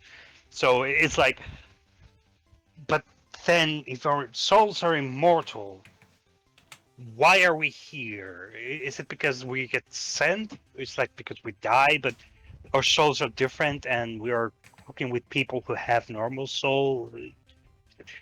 Like, you see how much of a corner they've been writing themselves for such a long time. Right. So it's a very hard balancing act. If your story is simple, it can be forgiven. The issue with Blizzard's story, on the other hand, is that it's very complex and it has a lot of very small moving parts. And when you tip it to one side, it all goes down. Yeah. Like, So just be careful with that. Oh, The totally. more you add, the worse it can get, or the better it can get. I can say to just try and make a normal framework. Like this is the world, this is how it works. That's it. Yeah. When you start to work more on the programming and get basic things to do things that you wanted to do, when you can you think that players would be okay with what they have, just baseline, nothing added. Like one of the best things is to just have a gameplay that has a good loop, will keep people playing, and will keep them interested. Right. Then you can continue. Because if you just make something that is halfway something, but like it suddenly ends and it's like, well, that's it? Really? People are just gonna leave. Oh yeah. You have to make a very good first impressions. Yeah. And the story is like the cherry on top. Sure, it's an RPG. Okay, sure. Like I hate when an RPG is trying to be like this biggest thing, and then it's just like, oh yeah, there's just this big bad guy that you just have to like smack. And you go, why? Because he's a bit bad. Because That's squid Final monsters. Because squid monsters. Yes. Yeah, no, totally. Try, but you don't remember at all. Okay. Hang on, Mej. Let me do one thing. Nova. No. Let's see.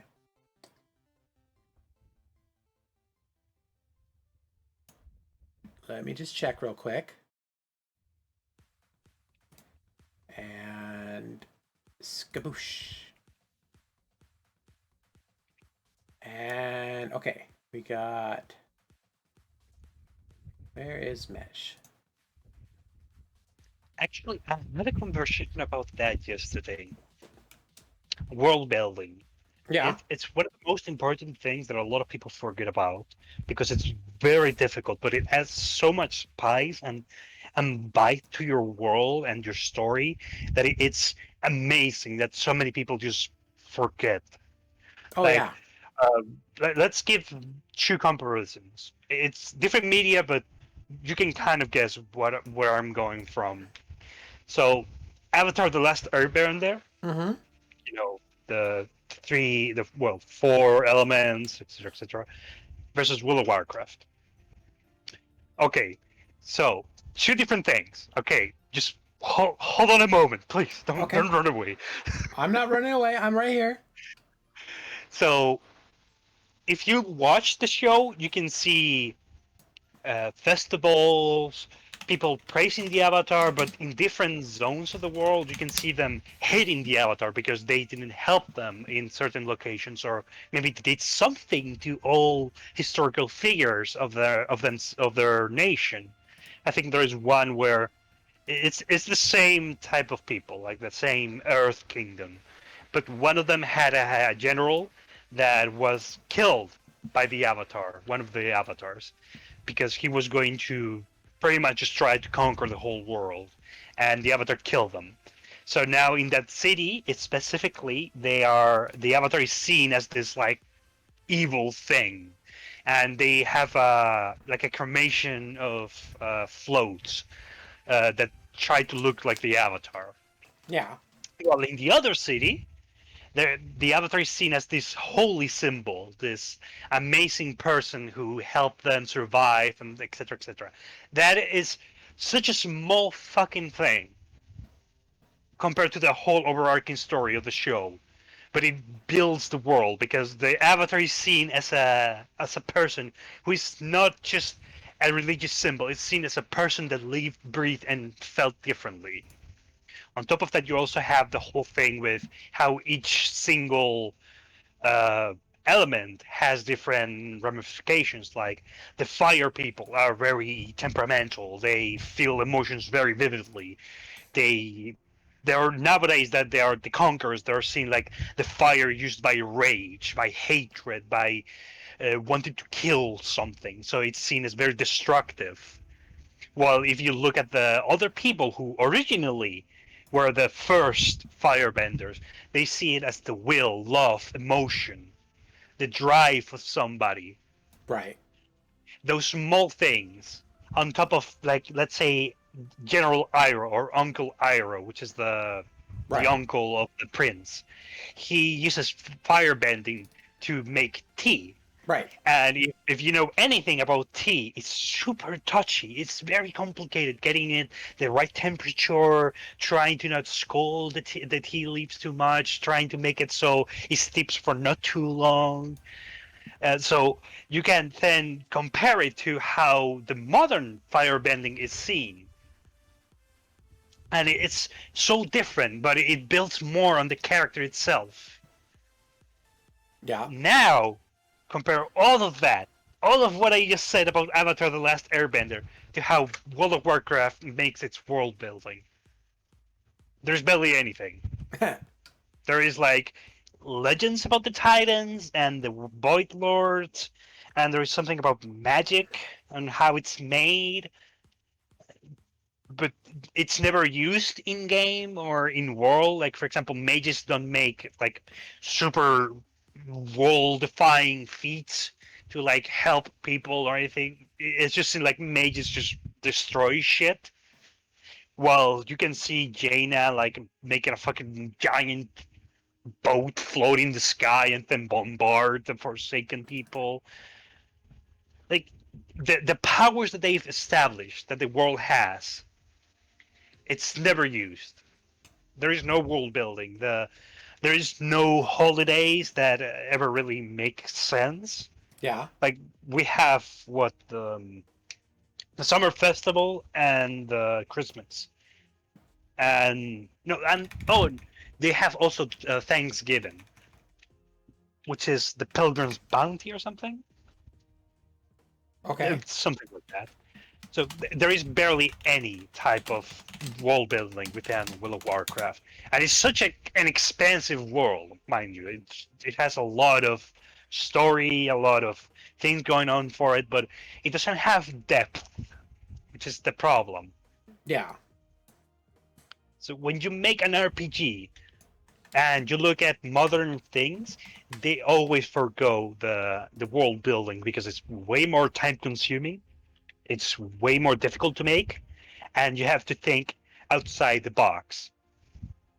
Well, and I think When you have I think what you're money, calling world yeah, building, I see more of as the storyline. I think, um, but again, it's dealing with the functionality of it. yeah, like think for it for a moment. Let's say that they like in Shadowlands suddenly they start to explain. Okay, so the Tauren have a different type of diet. You can find books where they explain like meals or like the table manners of the Tauren people. Like you don't look at your guest's eyes while you're eating. Oil will spray to Mother Earth. Whenever you finish, make another prayer to Musha, etc., etc.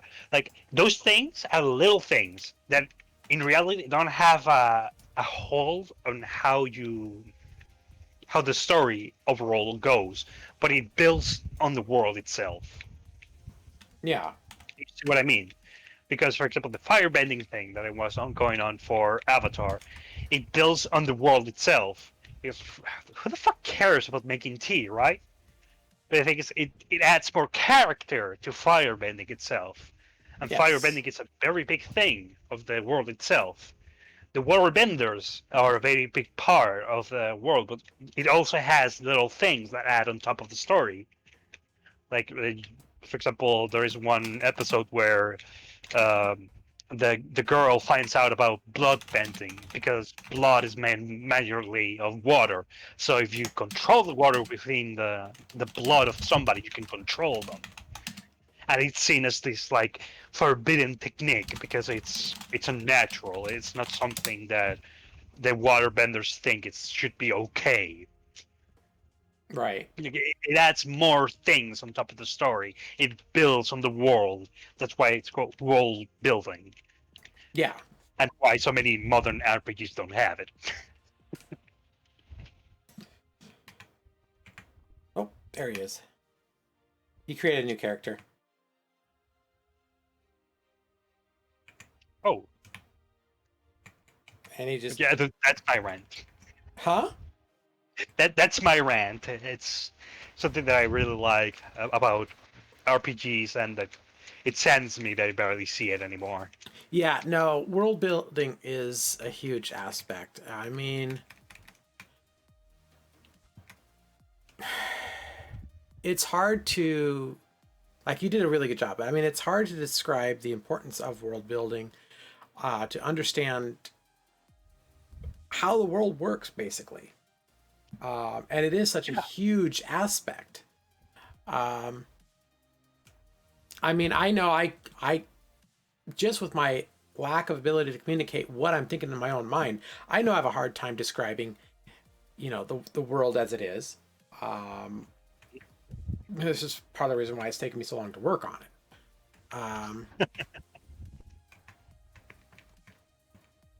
Mej, I sent you a DM as well, of a password combo you can try. I think I reset it correctly for you. Eventually, I'm gonna get it. So, yeah, I know that's you, but I mean for your Mejmaj account. Um, but yeah, there's like even just the basic world itself. Like, yeah, like obviously, I've already mentioned that the cryogenic aspect of it. So I mean, general premise. I have this somewhere. It might even be in Discord. Um, Beep. Let's see. Is it here? Yeah. So I have. There's definitely some storyline aspect, but it's also the. Um, there's definitely a basic aspect to the world itself. Talking about why you start out in a tower, basically, from the Mm-hmm. from why things are the way they are. Um, because I agree, world building is a huge aspect, and I can't think of one video game that really encapsulates the entirety of world building. The Final Fantasy games do a pretty decent job of world building. Um, yeah, some of them. I mean, you take for instance the classic Final Fantasy 3/6. That one, most people talk about that game. A lot of people love that game.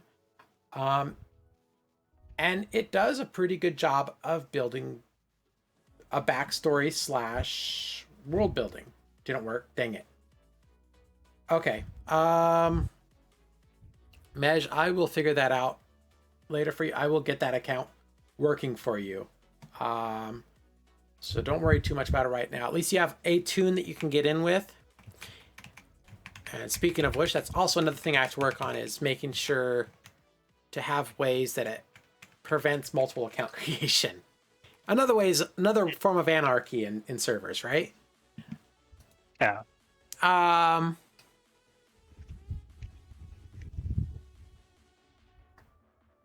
But yeah, no, world building is a huge aspect. You are absolutely correct on that. And the hard thing right now, that's been, it's been the ongoing thing with working on this, is when it comes to programming, really I'm the programmer in this game. But I've also been the storyteller, the world builder, the asset creation, the map builder. It's it and doing it from scratch, doing it homebrew. Yeah. really, when I first started working on it, yeah, I looked at Unity back in, I want to say 2010. I even have a post about it back in my message board. But with especially all the PHP programming that I did at that time and still do, trying to pick up a whole nother environment.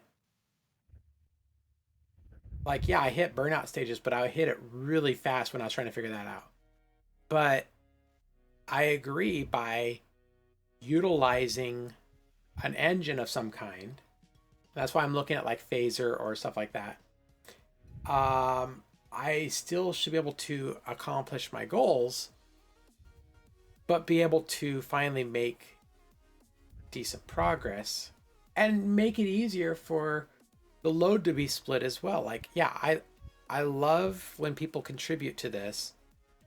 I recognize that it's not easy to contribute to this. Yeah. So, lowly level new guy. Or no, low level new guy, not lowly. Low. A little bit of a difference. Still has the generic sprite.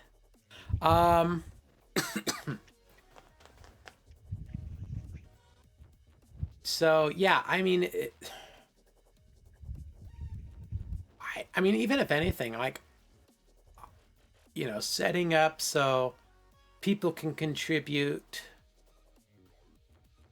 to the, I would love for people to contribute sections of maps and stuff, or things that I can use throughout, like like broken down buildings, stuff like that. But I know it also is not the easiest thing to do, because it takes setup, and you have to give them like a complete pre-package of right. things to use, or else it would be like, for example, your current map has one like theme or look, and then suddenly the next map would be wildly different because the other person used different assets or different types of themes, etc. Right. So it's kind of like playing with a powder keg, really. Yep. And so it definitely makes it interesting.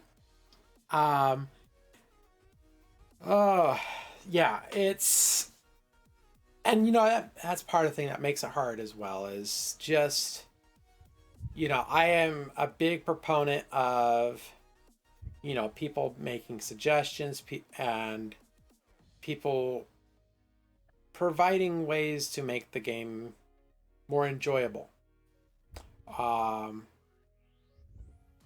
Because I recognize as well, and this was one thing I talked with Adam and Tarun about, is he mentioned one day in one of his streams he had encountered a bug on something, and I think it was in Rust that he was playing, and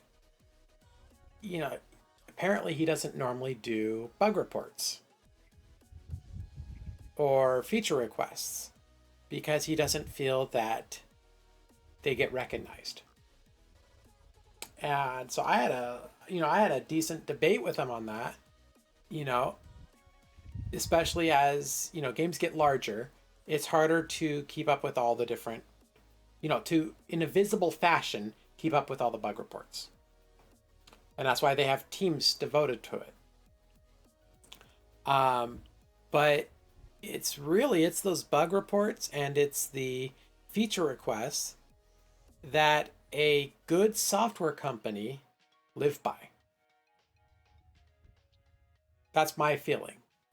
The problem that I find with that sort of thing is that you also have to take in account that there's a lot of idiots on the internet. Oh yeah. And you're gonna have somebody like, "Hey, this thing don't work. Yeah. When I click thing don't work. What the fuck? Fix, please." Right. And you're gonna have like thousands of this, so you have to filter through them. Oh, of course. To get to the real ones. And that's another aspect I was trying to explain to Rune is, there's, and and he recognized it as well, but that you have to filter through the stuff that just is so generic in nature. It's like, okay, what were you doing when this happened? Or, when people just generically put in, oh, I'd love to see this. Ivan, hello. Hello. Hey, Ivan. It's going well. How are you doing? Just chatting with Naj about game development here. But yeah, no, and I agree. Like, even just when you and I talk back and forth when we're playing Minecraft, we're like, oh, it'd be really cool to see this. But, yeah. It's especially when we're talking like in a mod pack setting, how often have we been playing something and we've just seen incompatibilities? Oh, God. Fucking mod pack is going to be the end of me. But, we just, we see incompatibilities take place because, just as nice as an idea sounds together, it's like writing yourself into a corner, like you said. Wrong settings, wrong, can't hear me? Oh no! Fix it! Be right back. Okay. So yeah, I totally get that. There's tons of filtering, but at the same time, the idea of, was it, what was it? Was it, no Man's Sky, when they were first programming and they were dead set on, making it so that there wasn't like, it was a single multiplayer. I think wasn't that how they coined it originally? Yeah. And yay, it works.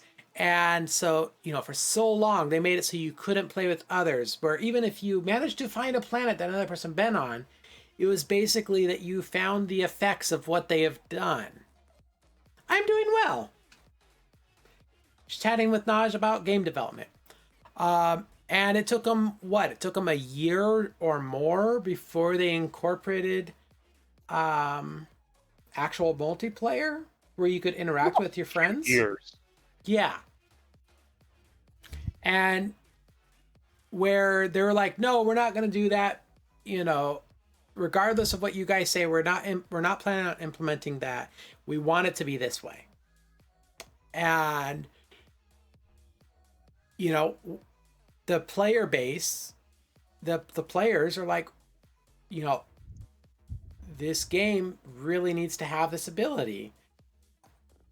And finally they were like, I don't remember when it was exactly, but they're like, you know what? You guys were right. We're going to fix it. And so that's what I mean by... He added like a hand wavy thing to it too, which with the anomaly. Right. But, if they had been taking user feedback initially more seriously in that regard, they could have had better success earlier on, in my opinion.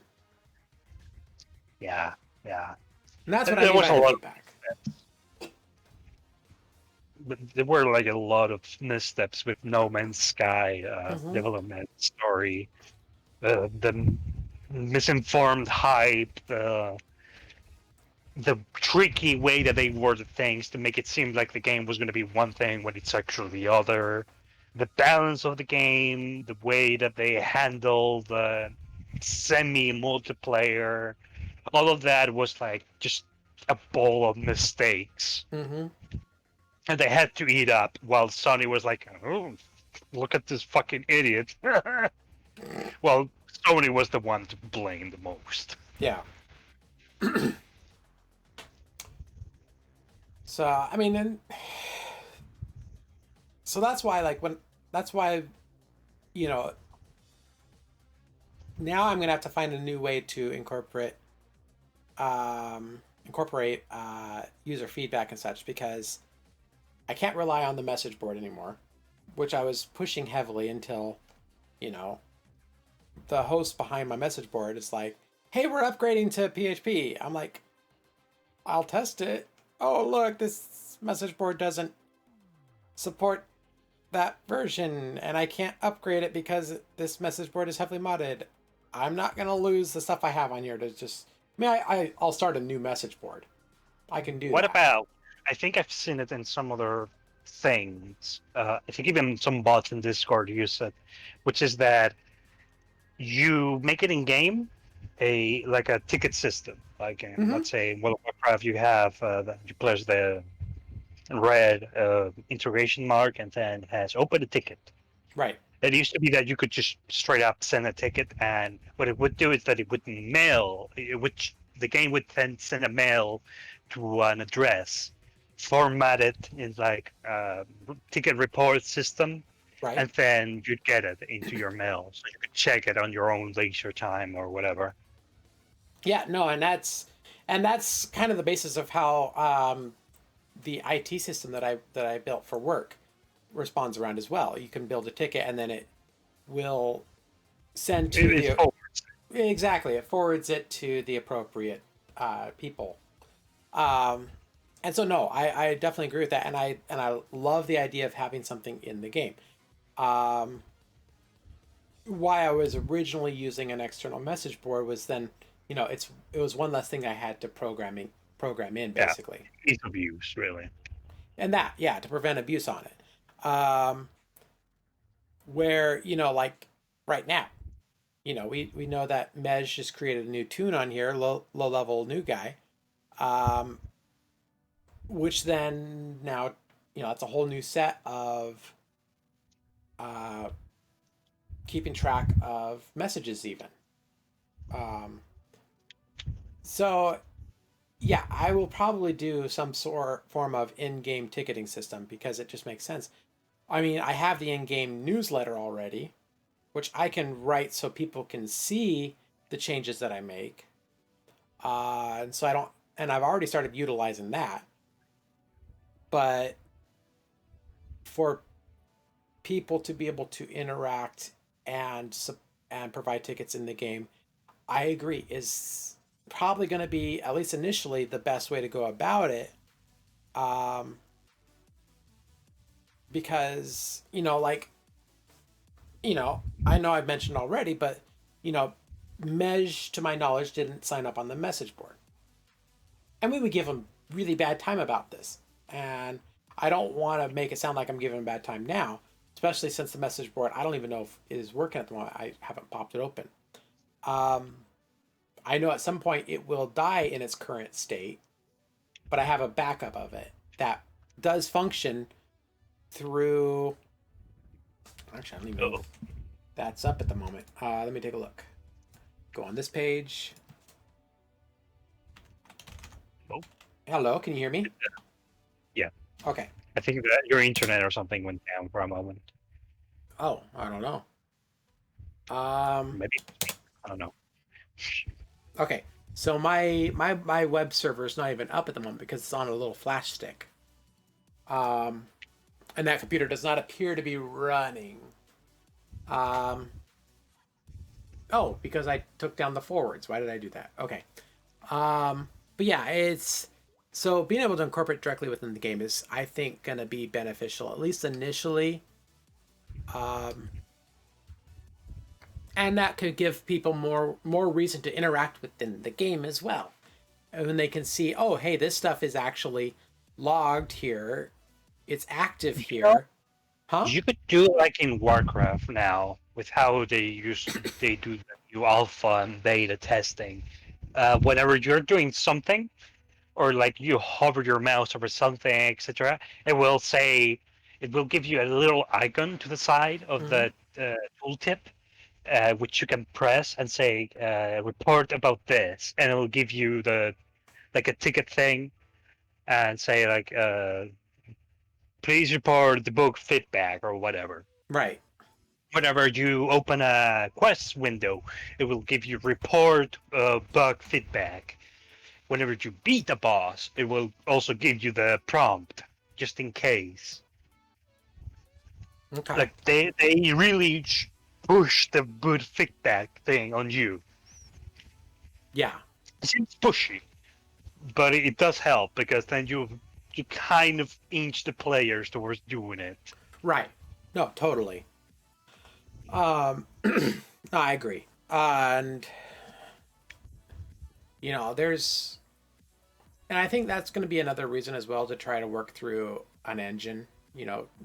Basically bite the bullet, work through an engine, because then it should be not seamless, but less noticeable seam, I guess, initially when putting stuff together. And phaser I know works well with tiled, which I started building the map in already.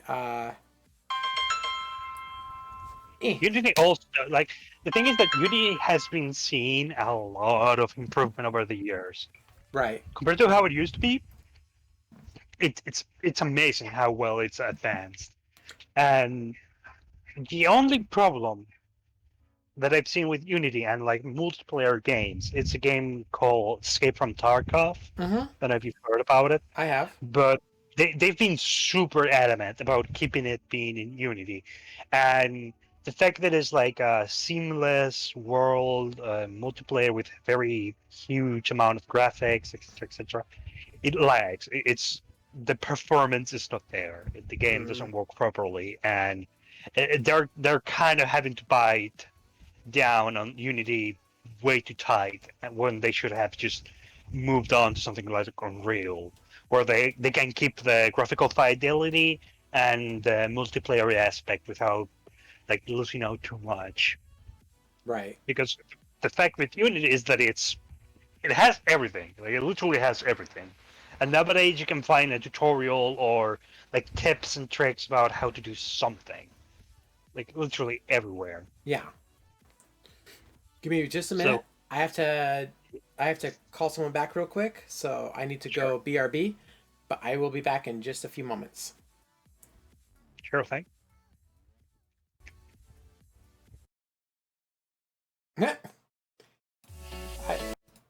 Nope, this one. Let's fix this.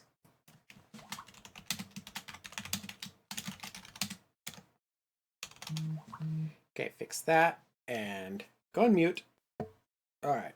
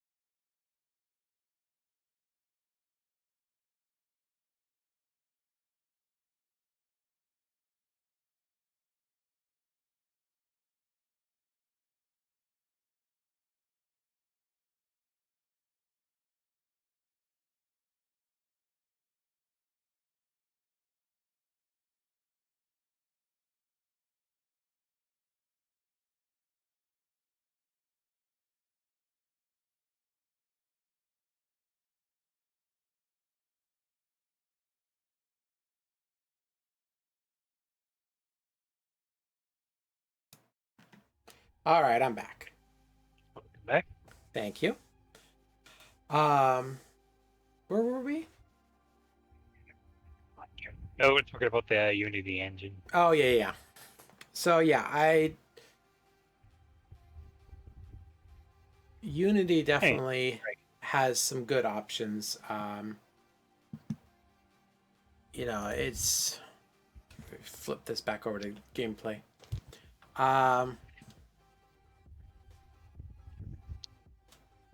it's going to be rough. It's going to be a rough transition for sure, and there's going to be a lot of learning to be done there. So Right. that's something that you cannot escape.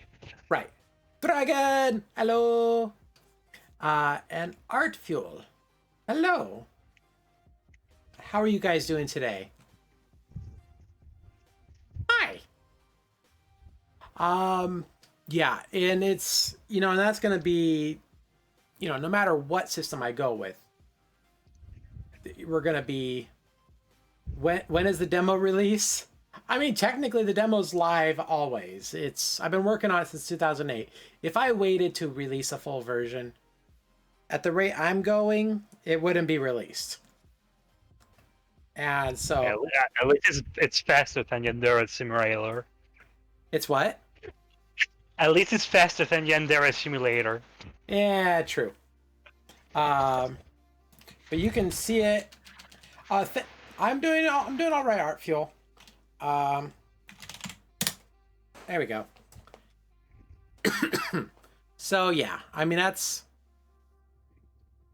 no matter which engine I end up going with, exiting out of the homebrew system, basically more into an environment, there's going to be learning. I mean, even Unity from my understanding, Unity no longer utilizes JavaScript for its backend as an option.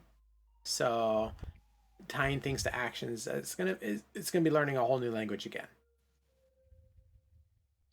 So it's gonna... The thing with Unity is that you also have the pro that it's just everywhere. Like Unity is everywhere, and there's going to be tutorial. There's going to be people who understand a lot of it, and you'll be able to have support for it compared to something like JavaScript.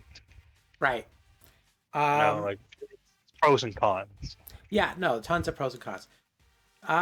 Not too much, Josh. We're just chatting about game development. Been working on a project since around 2008. And so we're working on ideas, and seeing how best to make it grow. So, yeah, I mean, what language is it now? It is a combination of... Fantastic. Yeah, pretty much. It's a combination of PHP, JavaScript, some HTML5 is thrown in there. So it's progressed, but it's kind of a hot mess at this point. And it makes it difficult to work on, especially that's the other aspect to it is, because I have been working on it so long and there's been updates to the different languages themselves. Mm-hmm. Yes, it's complicated. Like I was mentioning, even my message board, is more than likely not working anymore because of the version of PHP that it was at the time. And so it didn't scale well. So like Dragon says, it's complicated. It's, no matter what I write it in or what I make it in, will there be that long-term support, or will I have to basically platform hop? Let's see, if Final Fantasy VII Remake had to start over, if Metroid Prime 4 had to start over, surely you can start over. I mean, I can start over, and my name's not Shirley. No, airplane reference, sorry. Yeah, no, I mean, I can start over on it. That's not the problem. I have no problem doing that. This version has kind of been the playground for stuff. Single developer, working alone, pretty much. I mean, I work on it as I can. And the funding basically is, anyone that contributes to it. That's about it. I have a computer science degree, but suck at programming, or honestly, I started to hate it after applying for jobs and going to interviews and that they're looking for geniuses. Yeah, no, I understand that as well. you have to have a very specific set, like frame of mind, to be the kind of programmer that somebody wants. Yeah. Like an app development type of thing, because it requires such a creative and thinking out of the box mind that like 99% of the people just don't have. And It's so shitty. see, part of my strength and downfall is, I grew up at the tail end of the phase where, APIs started becoming a bit larger. I mean, I don't know if any of you remember Code Warrior, um, development set. And I learned programming um, by hand. And so when I first saw Codeweaver and just seeing all the bloat behind it at the time, that's one thing that I've prided myself on, and again, kind of egocentrically, is that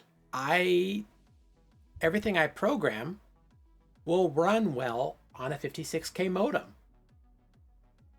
And so, like, even with everything on this screen, even if you were on dial-up, this game would work. That was kind of part of the technology aspect behind it, was make it so that it would run on even a potato of a machine.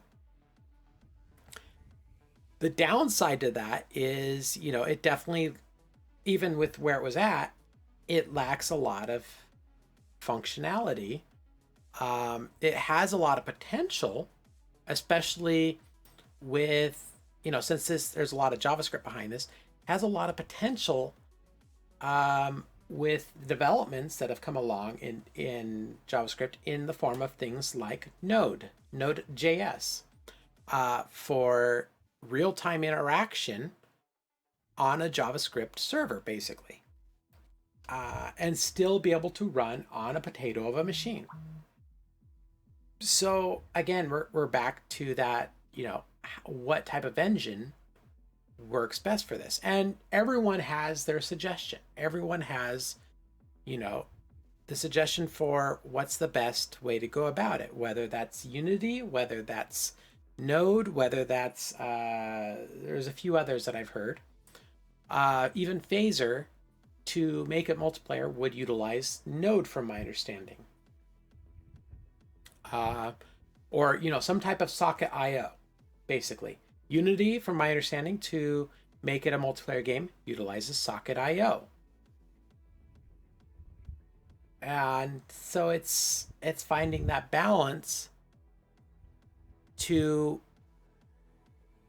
be able to tie everything together, to be able to have a way to consistently update, rather than, I'm working on things, I get busy with life. Like right now I'm prepping for back surgery. And so I get so busy working on everything else that the prospect of working on the game, while it is a passion, just seems overwhelmingly taxing at the same time.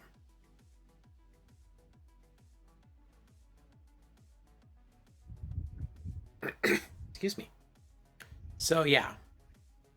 Sorry, my own little rant. It's good to let that out, either way.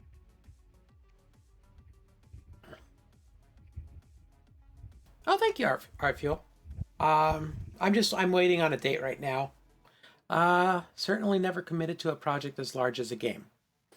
I mean, and I've done small games before. I mean, as I said at the beginning of the stream, I even wrote a version of Brickles, or Breakout, excuse me, on my old Mac laptop, and I still have it. I wrote it in BASIC, or excuse me, in Pascal, not BASIC. Do you follow Yahtzee's Dev Diary? I do not. I am not familiar with that. Let me take a look. Yahtzee's Dev Diary. If I could spell correctly.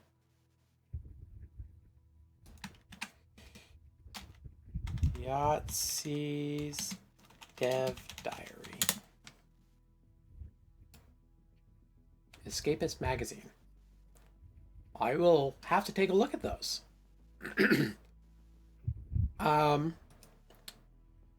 Should I give up on getting hired in this field? No, I mean, it's. I was going to suggest smaller games to gain coding experience so it doesn't seem as under. Yeah, no, and it's. So, first of all, Artfeel, I mean, it's.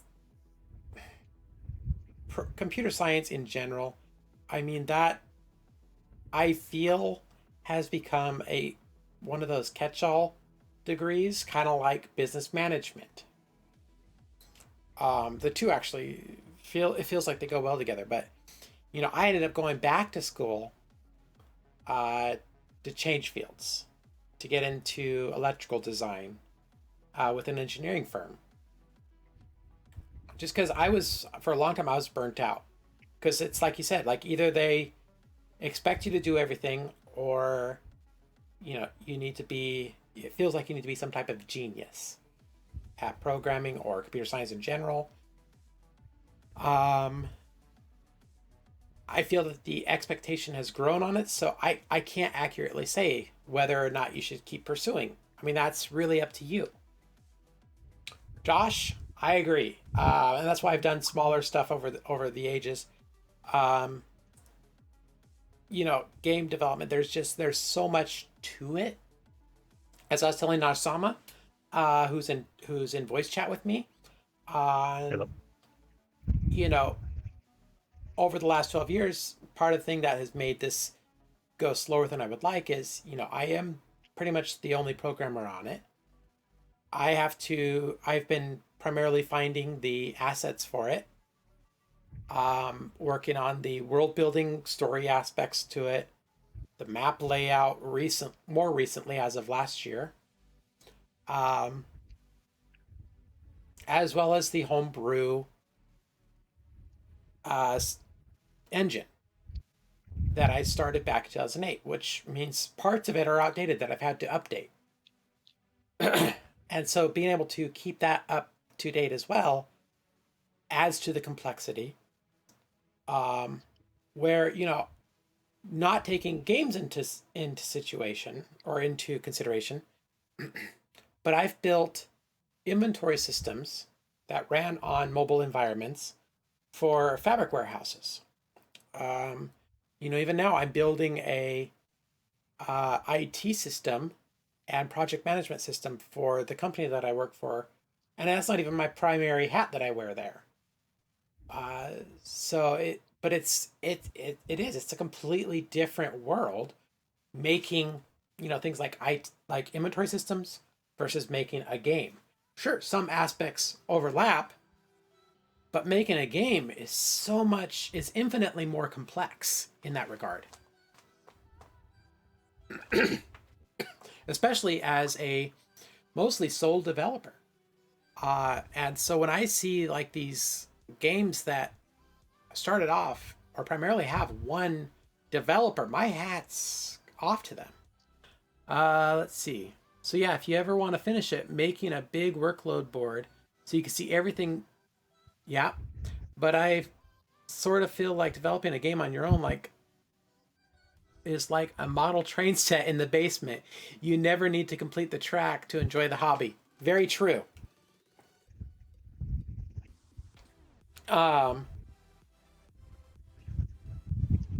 Sorry, Evil. Only mods have the ability to cap a gen. I spent 3 months in a company training for free, even though they said they would give something. The whole time they made me feel that I'm not good enough for this and always testing me with hard tasks. Oof. Yeah, I mean, many years I was developing for a family friend. And it's kind of like, you kind of, similar thing. You spend a lot of time working on these smaller projects, seems like that. Sure, they grow your ability, but they don't necessarily, you don't feel like you have that recognition, I guess. And Let's see here. Why is this not scrolling? There we go. So yeah, Josh, yeah, I agree. And I've been all over the board over the last 12 years. Um, between two houses and stuff, I'm trying to get everything organized.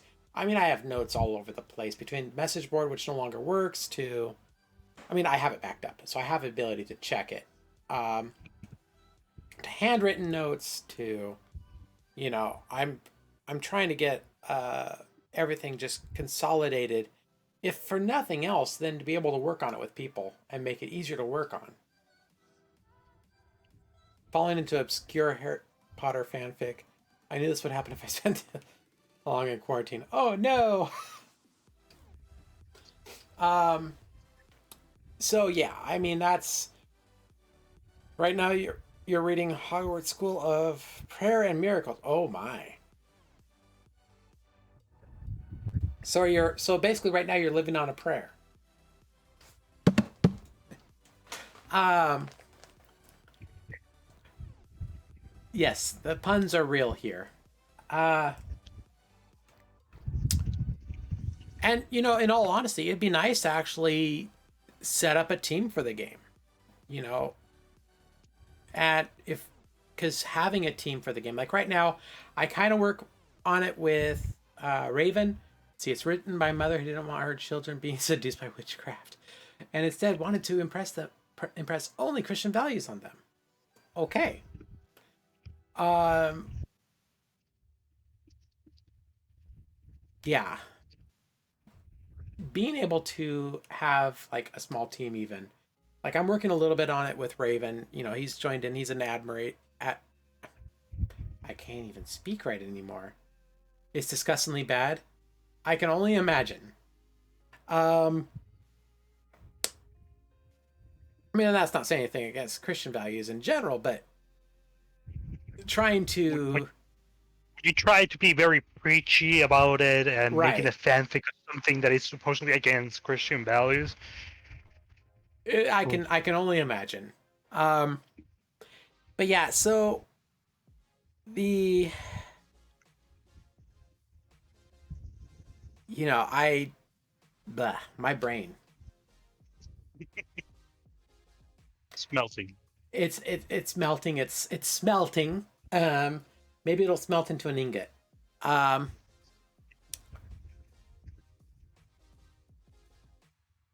so yeah, I mean, I think this particular version, it's the elaboration. It's the elaborate belief system. Is it young trad wife in training? Okay. Um, I think this version of the game, will continue to be kind of a test development area where we have fun exploring different things. Um,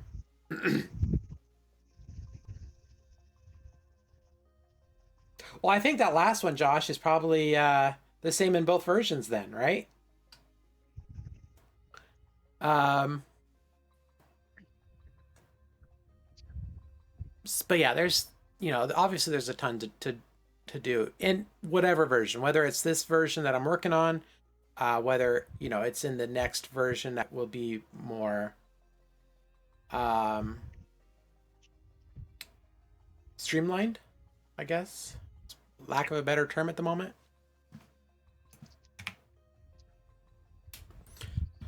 My recommendation is to go Unity because it's something that is going to last for a while, and it's once you learn to use it, it'll be way easier to deal with because you can streamline it way more Right. than most things. Unless you're Yandere Dev, which just uses if-else statements for fucking literally everything. Artful, yes, it's currently primarily rendered in JavaScript. A lot of jQuery, um, and it's like a pseudo turn based because the host that I'm on does not support like a JavaScript based server such as Node. So if low level new guy was on still and was moving around, I would not see that until the screen refreshes. Learned a little bit of Unity. I'm about the same. I learned a little bit of Unity back in, I want to say 2010. And that was originally the path I was planning on taking. Um, and so I will definitely, I definitely want to take a closer look at it again. I've looked at both Real and Unity, and between the two, I've always preferred Unity for its simplicity more. Um, and there's other options out there as well, but there's any way I go about it, there's going to be more of a curve initially.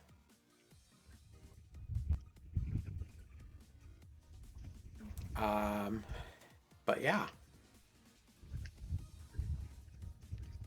Well, It is something that I've also had myself about my writing, and it's like, okay, if I want to do it, mhm. I have to bite the bullet, like or not. Like it's something unavoidable. I have to just stop thinking about what it's gonna entail. I just have to do it. Right. Because if I keep thinking like, oh, I'll have to do this, I have to do that, I get nowhere. And that is something that I've been wanting to fix myself about what I usually am or how I usually am. And it's like, okay, I'll just fucking do it. Fuck it. Fuck it. Yeah. No more doubting about what is gonna happen, what I can do. Just do it. Yeah. Um, And with that, I can tell you, it feels way better because I stopped doubting myself about a lot of stuff. yeah. I didn't even see So that my with latest the follower wasn't Unity up thing, there. I just tell you, do it. Just Yeah. learn it and just keep going at it. If there comes a day where you literally are like, I Take care, cannot Josh. continue anymore, then you at least will have learned some things about Unity, and you'll come out as a better person either way. Right. No, totally. I mean, I have no problem learning Unity. Oh, are you gonna come up? First kitty of the day. Finally decided to show her face. Hi, Nice. Gaz. The microphone's this way. Yeah. Really? Meow. Look at the camera. There you go. We have Gaz. She came to say hi. Yeah. How you doing? Oh, kitty kisses. She's so sweet. Just purr, purr, purr. Are you needing attention? So, yeah, I mean, I agree. Like, I mean,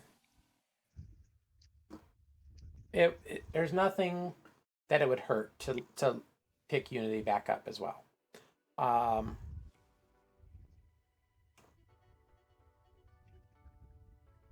and there's probably, since I last looked at it, there's more than likely that more stuff that's integrated within Unity for Oh yeah, totally. Like that is something my friend who has been trying to make a game himself. Mind you, he's not really much of a programmer or like a very experienced person, and he's been making something pretty nice so far. yeah, I've been helping him from time to time with writing, story, etc. And hey, it works. yeah. But if some random guy who has no idea of most things can actually do something, I bet that you can make something way better. Well, and that was, keep it in mind, when I started this back in 2008, I had maybe 4-ish years of PHP under my belt. That was it. And JavaScript, of course. I mean, I was working with HTML and JavaScript since roughly 1996. Um, but just to see even how much I've progressed myself over those last 12 years, there's no reason I can't pick up another thing. I mean, it keeps the brain active, and got to keep up with the young kids somehow, right?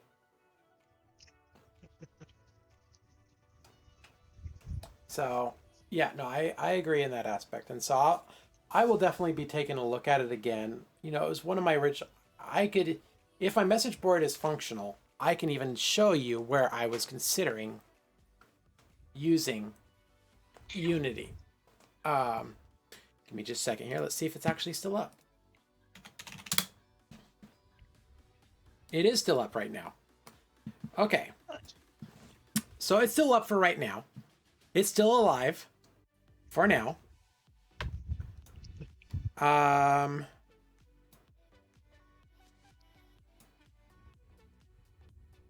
right. Is it this one?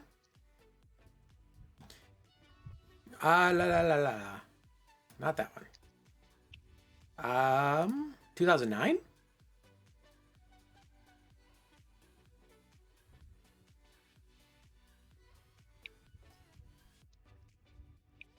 Not that one.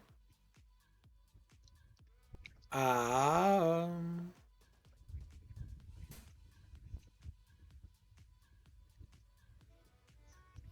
mean, even look at this. Even back in 2008, I was talking about end of life. That's funny. You forget about stuff because you know, it's like Josh was saying, having like a board basically to keep track of everything. Nope. What about a Trello? You know what it is, right? Ventrilo? No, Trello.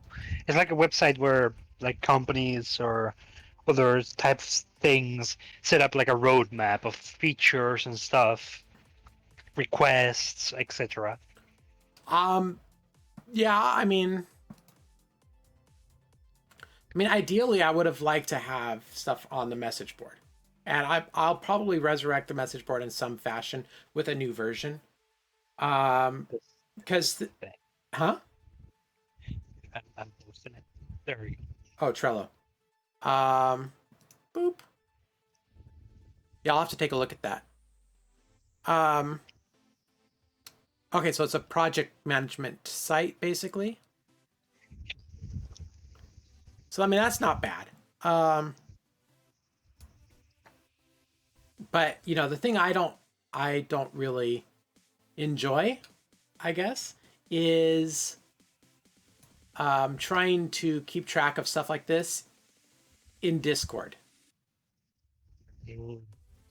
I mean, you see servers that are doing all their development in Discord. I'm just like, trying to find anything is a pain. What they usually do is that they have somebody who then like catalogs the things they see in Discord in another site or another system, Right? so it's more accessible for the actual developers. Let's see. What you can do if it gets big enough or people want to just do it on Discord is that you make a bot that then reposts those reports into the other thing. Got it. All right, let me take a look here.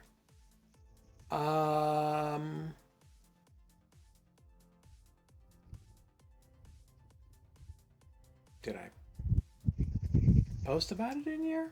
Maybe not. Okay, it's actually not here that I messaged it. Grr. Oh, wait. No. Where did I message? Where did I put that? I had a blog post about it somewhere. Oh, blog post. I know where it's at. /B here. And it's called Making Games. Let's go NRPG notes. Okay. Building games. And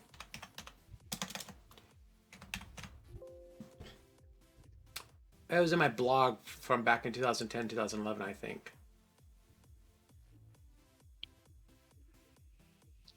La la la la la la. Eh?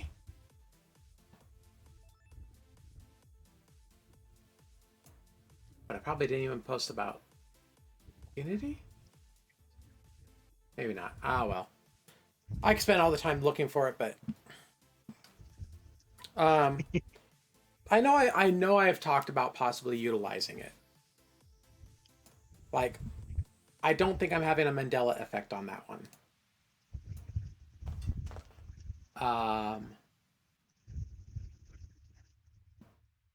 Yeah. I mean, it could be on Facebook. It could be, again, part of this is keeping all the things in similar areas.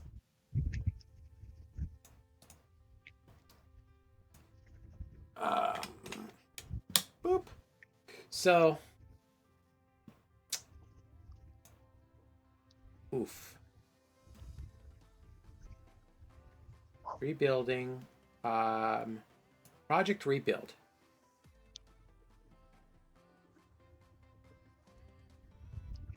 I mean, we've.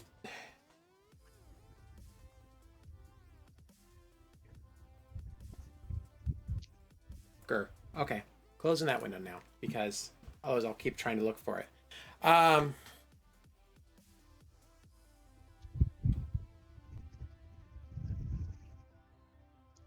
Yeah, I think, is recapping, it's definitely going to be good to work through an engine. And Unity is high on my list of things to consider. Unity is good if you want to do something more small scale, multiplayer wise. Unreal is when you want to kick it up a notch. What do you mean? Because Unity has problems keeping up with a lot of things. I think it's not a memory leak, but I think it's a problem with how the scripting goes. That it'll like start to have problems calculating things, timers, the way that it's gonna handle RNG, etc. Right. But I'm talking like very big scale. Yeah. Which is like the case of Escape from Tarkov, where it's such a huge scale that the engine is just buckling under the weight. Well, yeah. I mean, and like you were saying as well, they also have to deal with like the graphical fidelity of the exactly. game. So. Where mine, I definitely, I like more of like the retro aspect to it. It gives it a more simple feel. And so you can keep that's one way to keep resources down for sure. And I may even end up having like multiple instances of it to run servers if it gets large enough, which would be an interesting way to go about how many characters you have.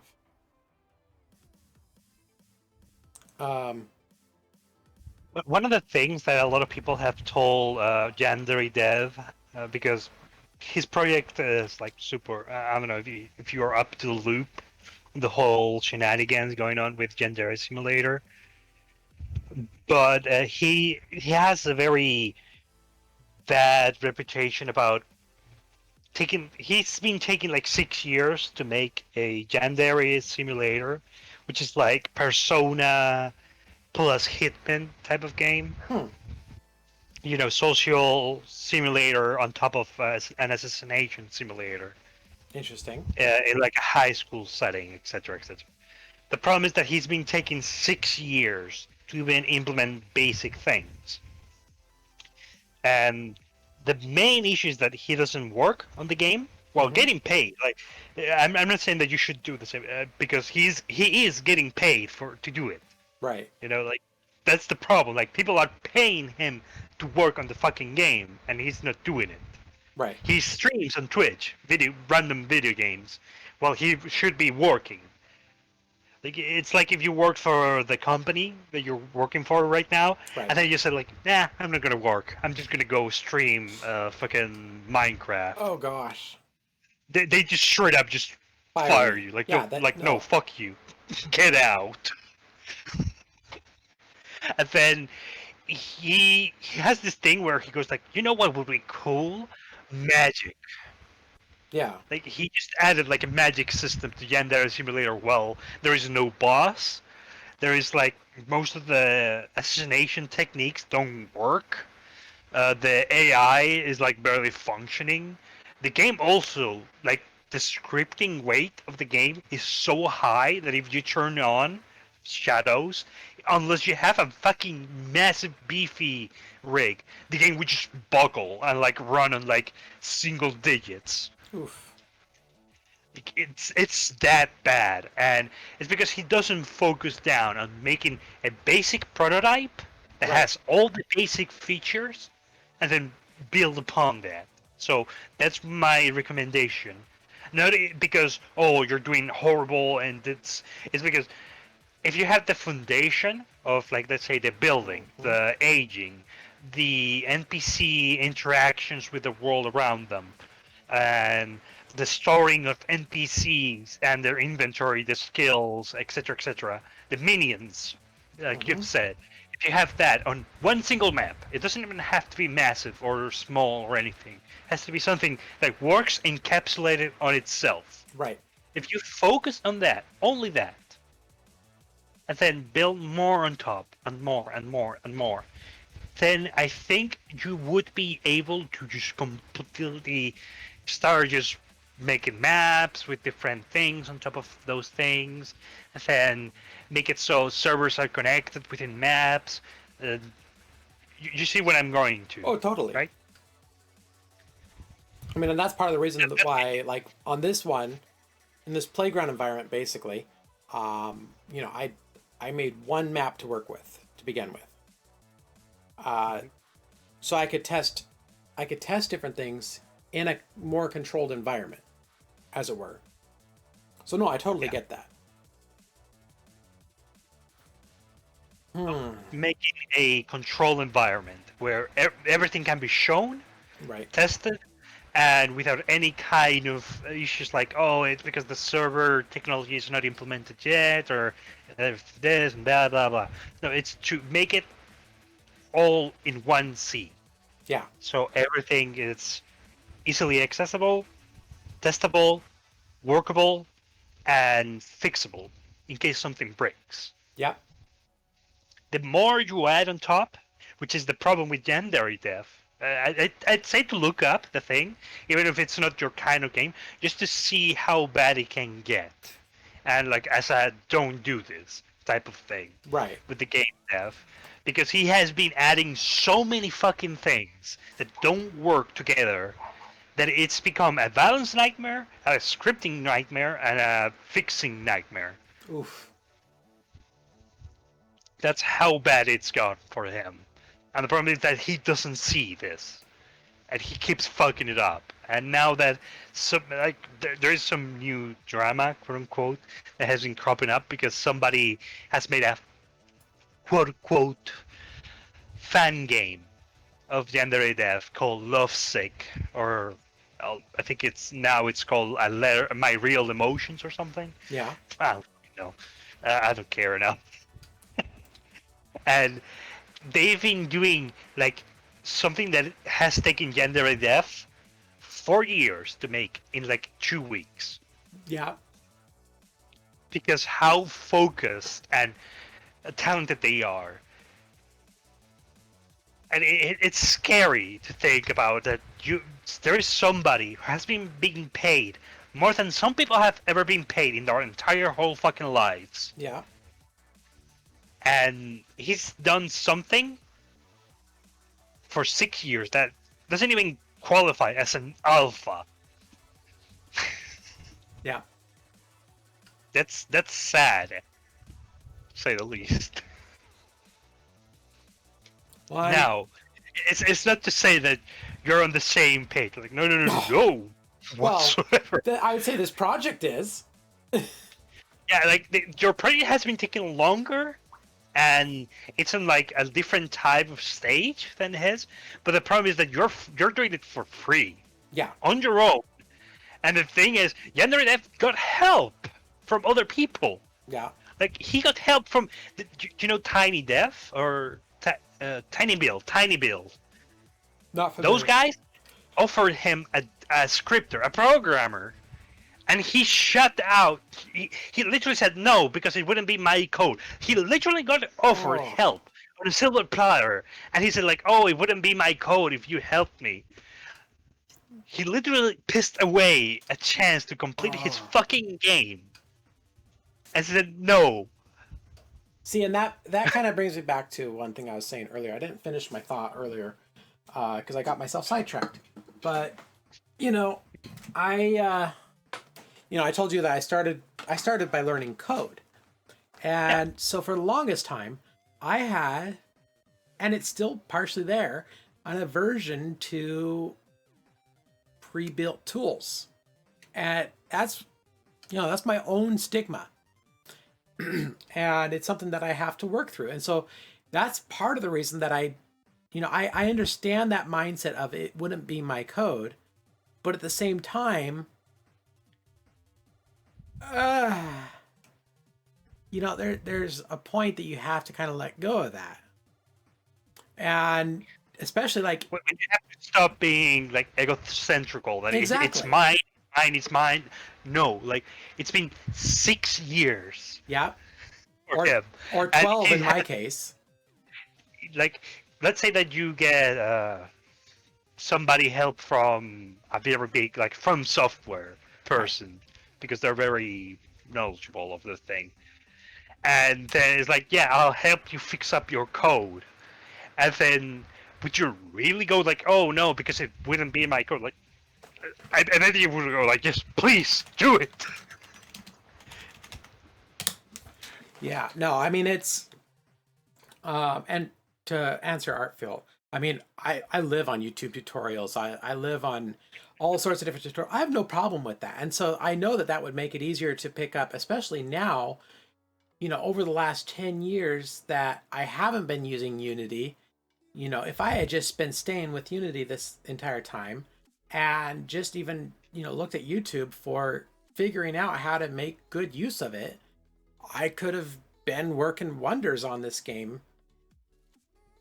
But, it's when I first tried learning .NET, the reason why I went with PHP over .NET was back in .NET 1.0, there was so many bugs that I tried taking a $1,000 week-long course, and half of that course was the instructor trying to debug .NET.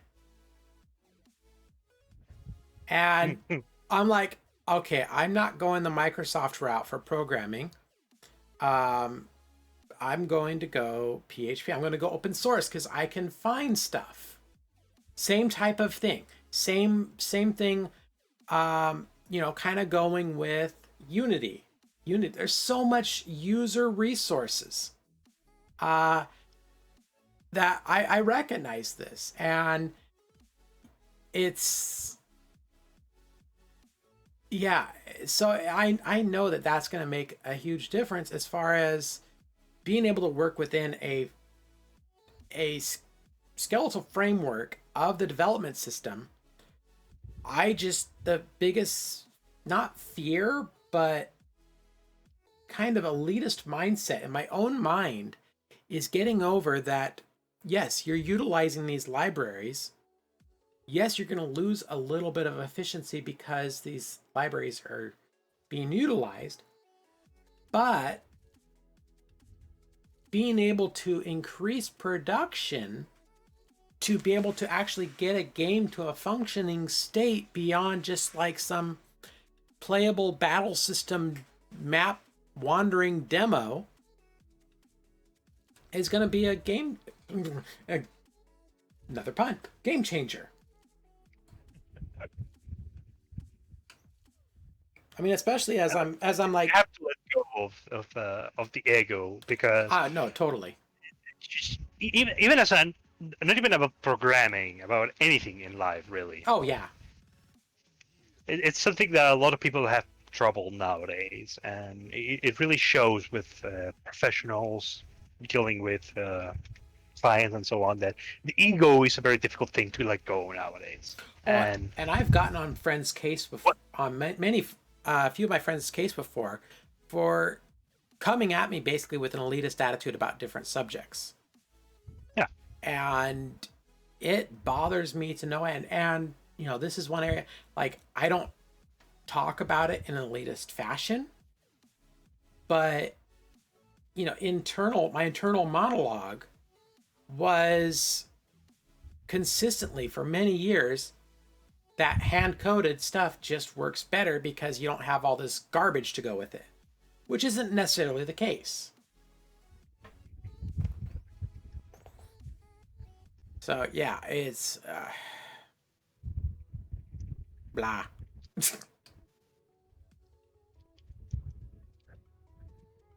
So when it comes to hand-coded NRPG, it almost feels like this. Well, at least not so much this.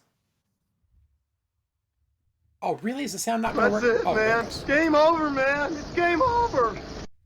But kind of a rebirth. So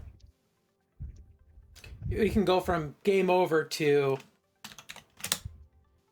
that, if it ever plays.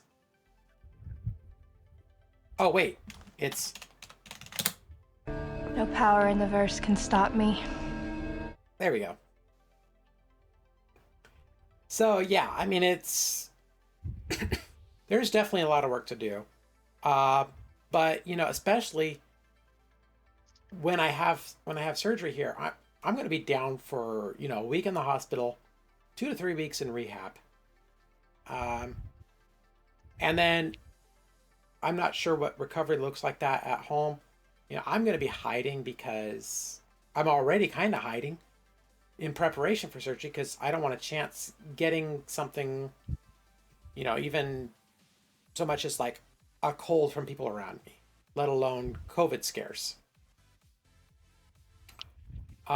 Because it feels like any little thing that people get right now is delaying surgeries. So I want to make sure that I'm healthy for surgery.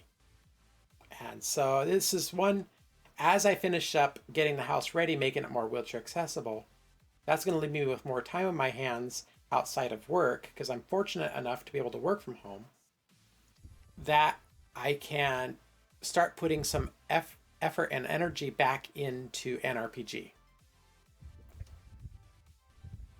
And so it's just making sure that I have the right path that I'm going along to make sure that we're getting good results.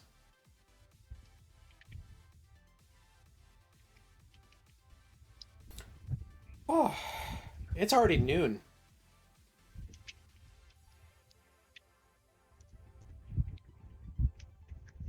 Anyway. Oh, Jesus, right. Right? Yes. It's just, the time has flown.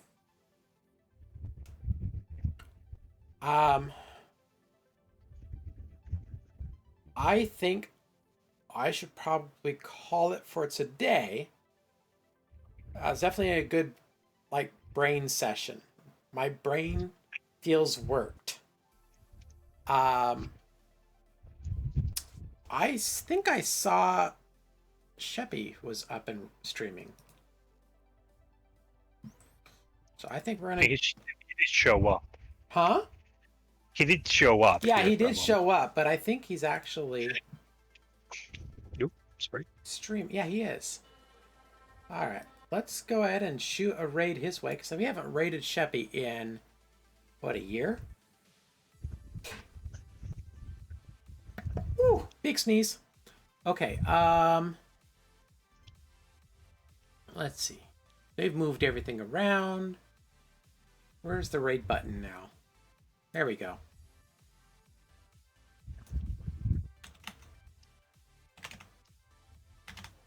There we go. Looks like he doesn't have a very big audience today, but anyway. I mean, he's playing a new game, so... Yeah. Let's see, where is my... There's my stream ending. There we go. So we're going to go ahead and we're going to start this. Oh no, something went wrong. What?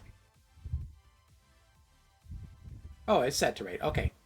All right, so thank you again, everyone. Thank you, Sheppy, where we'll rate you, and thank you there for the resub.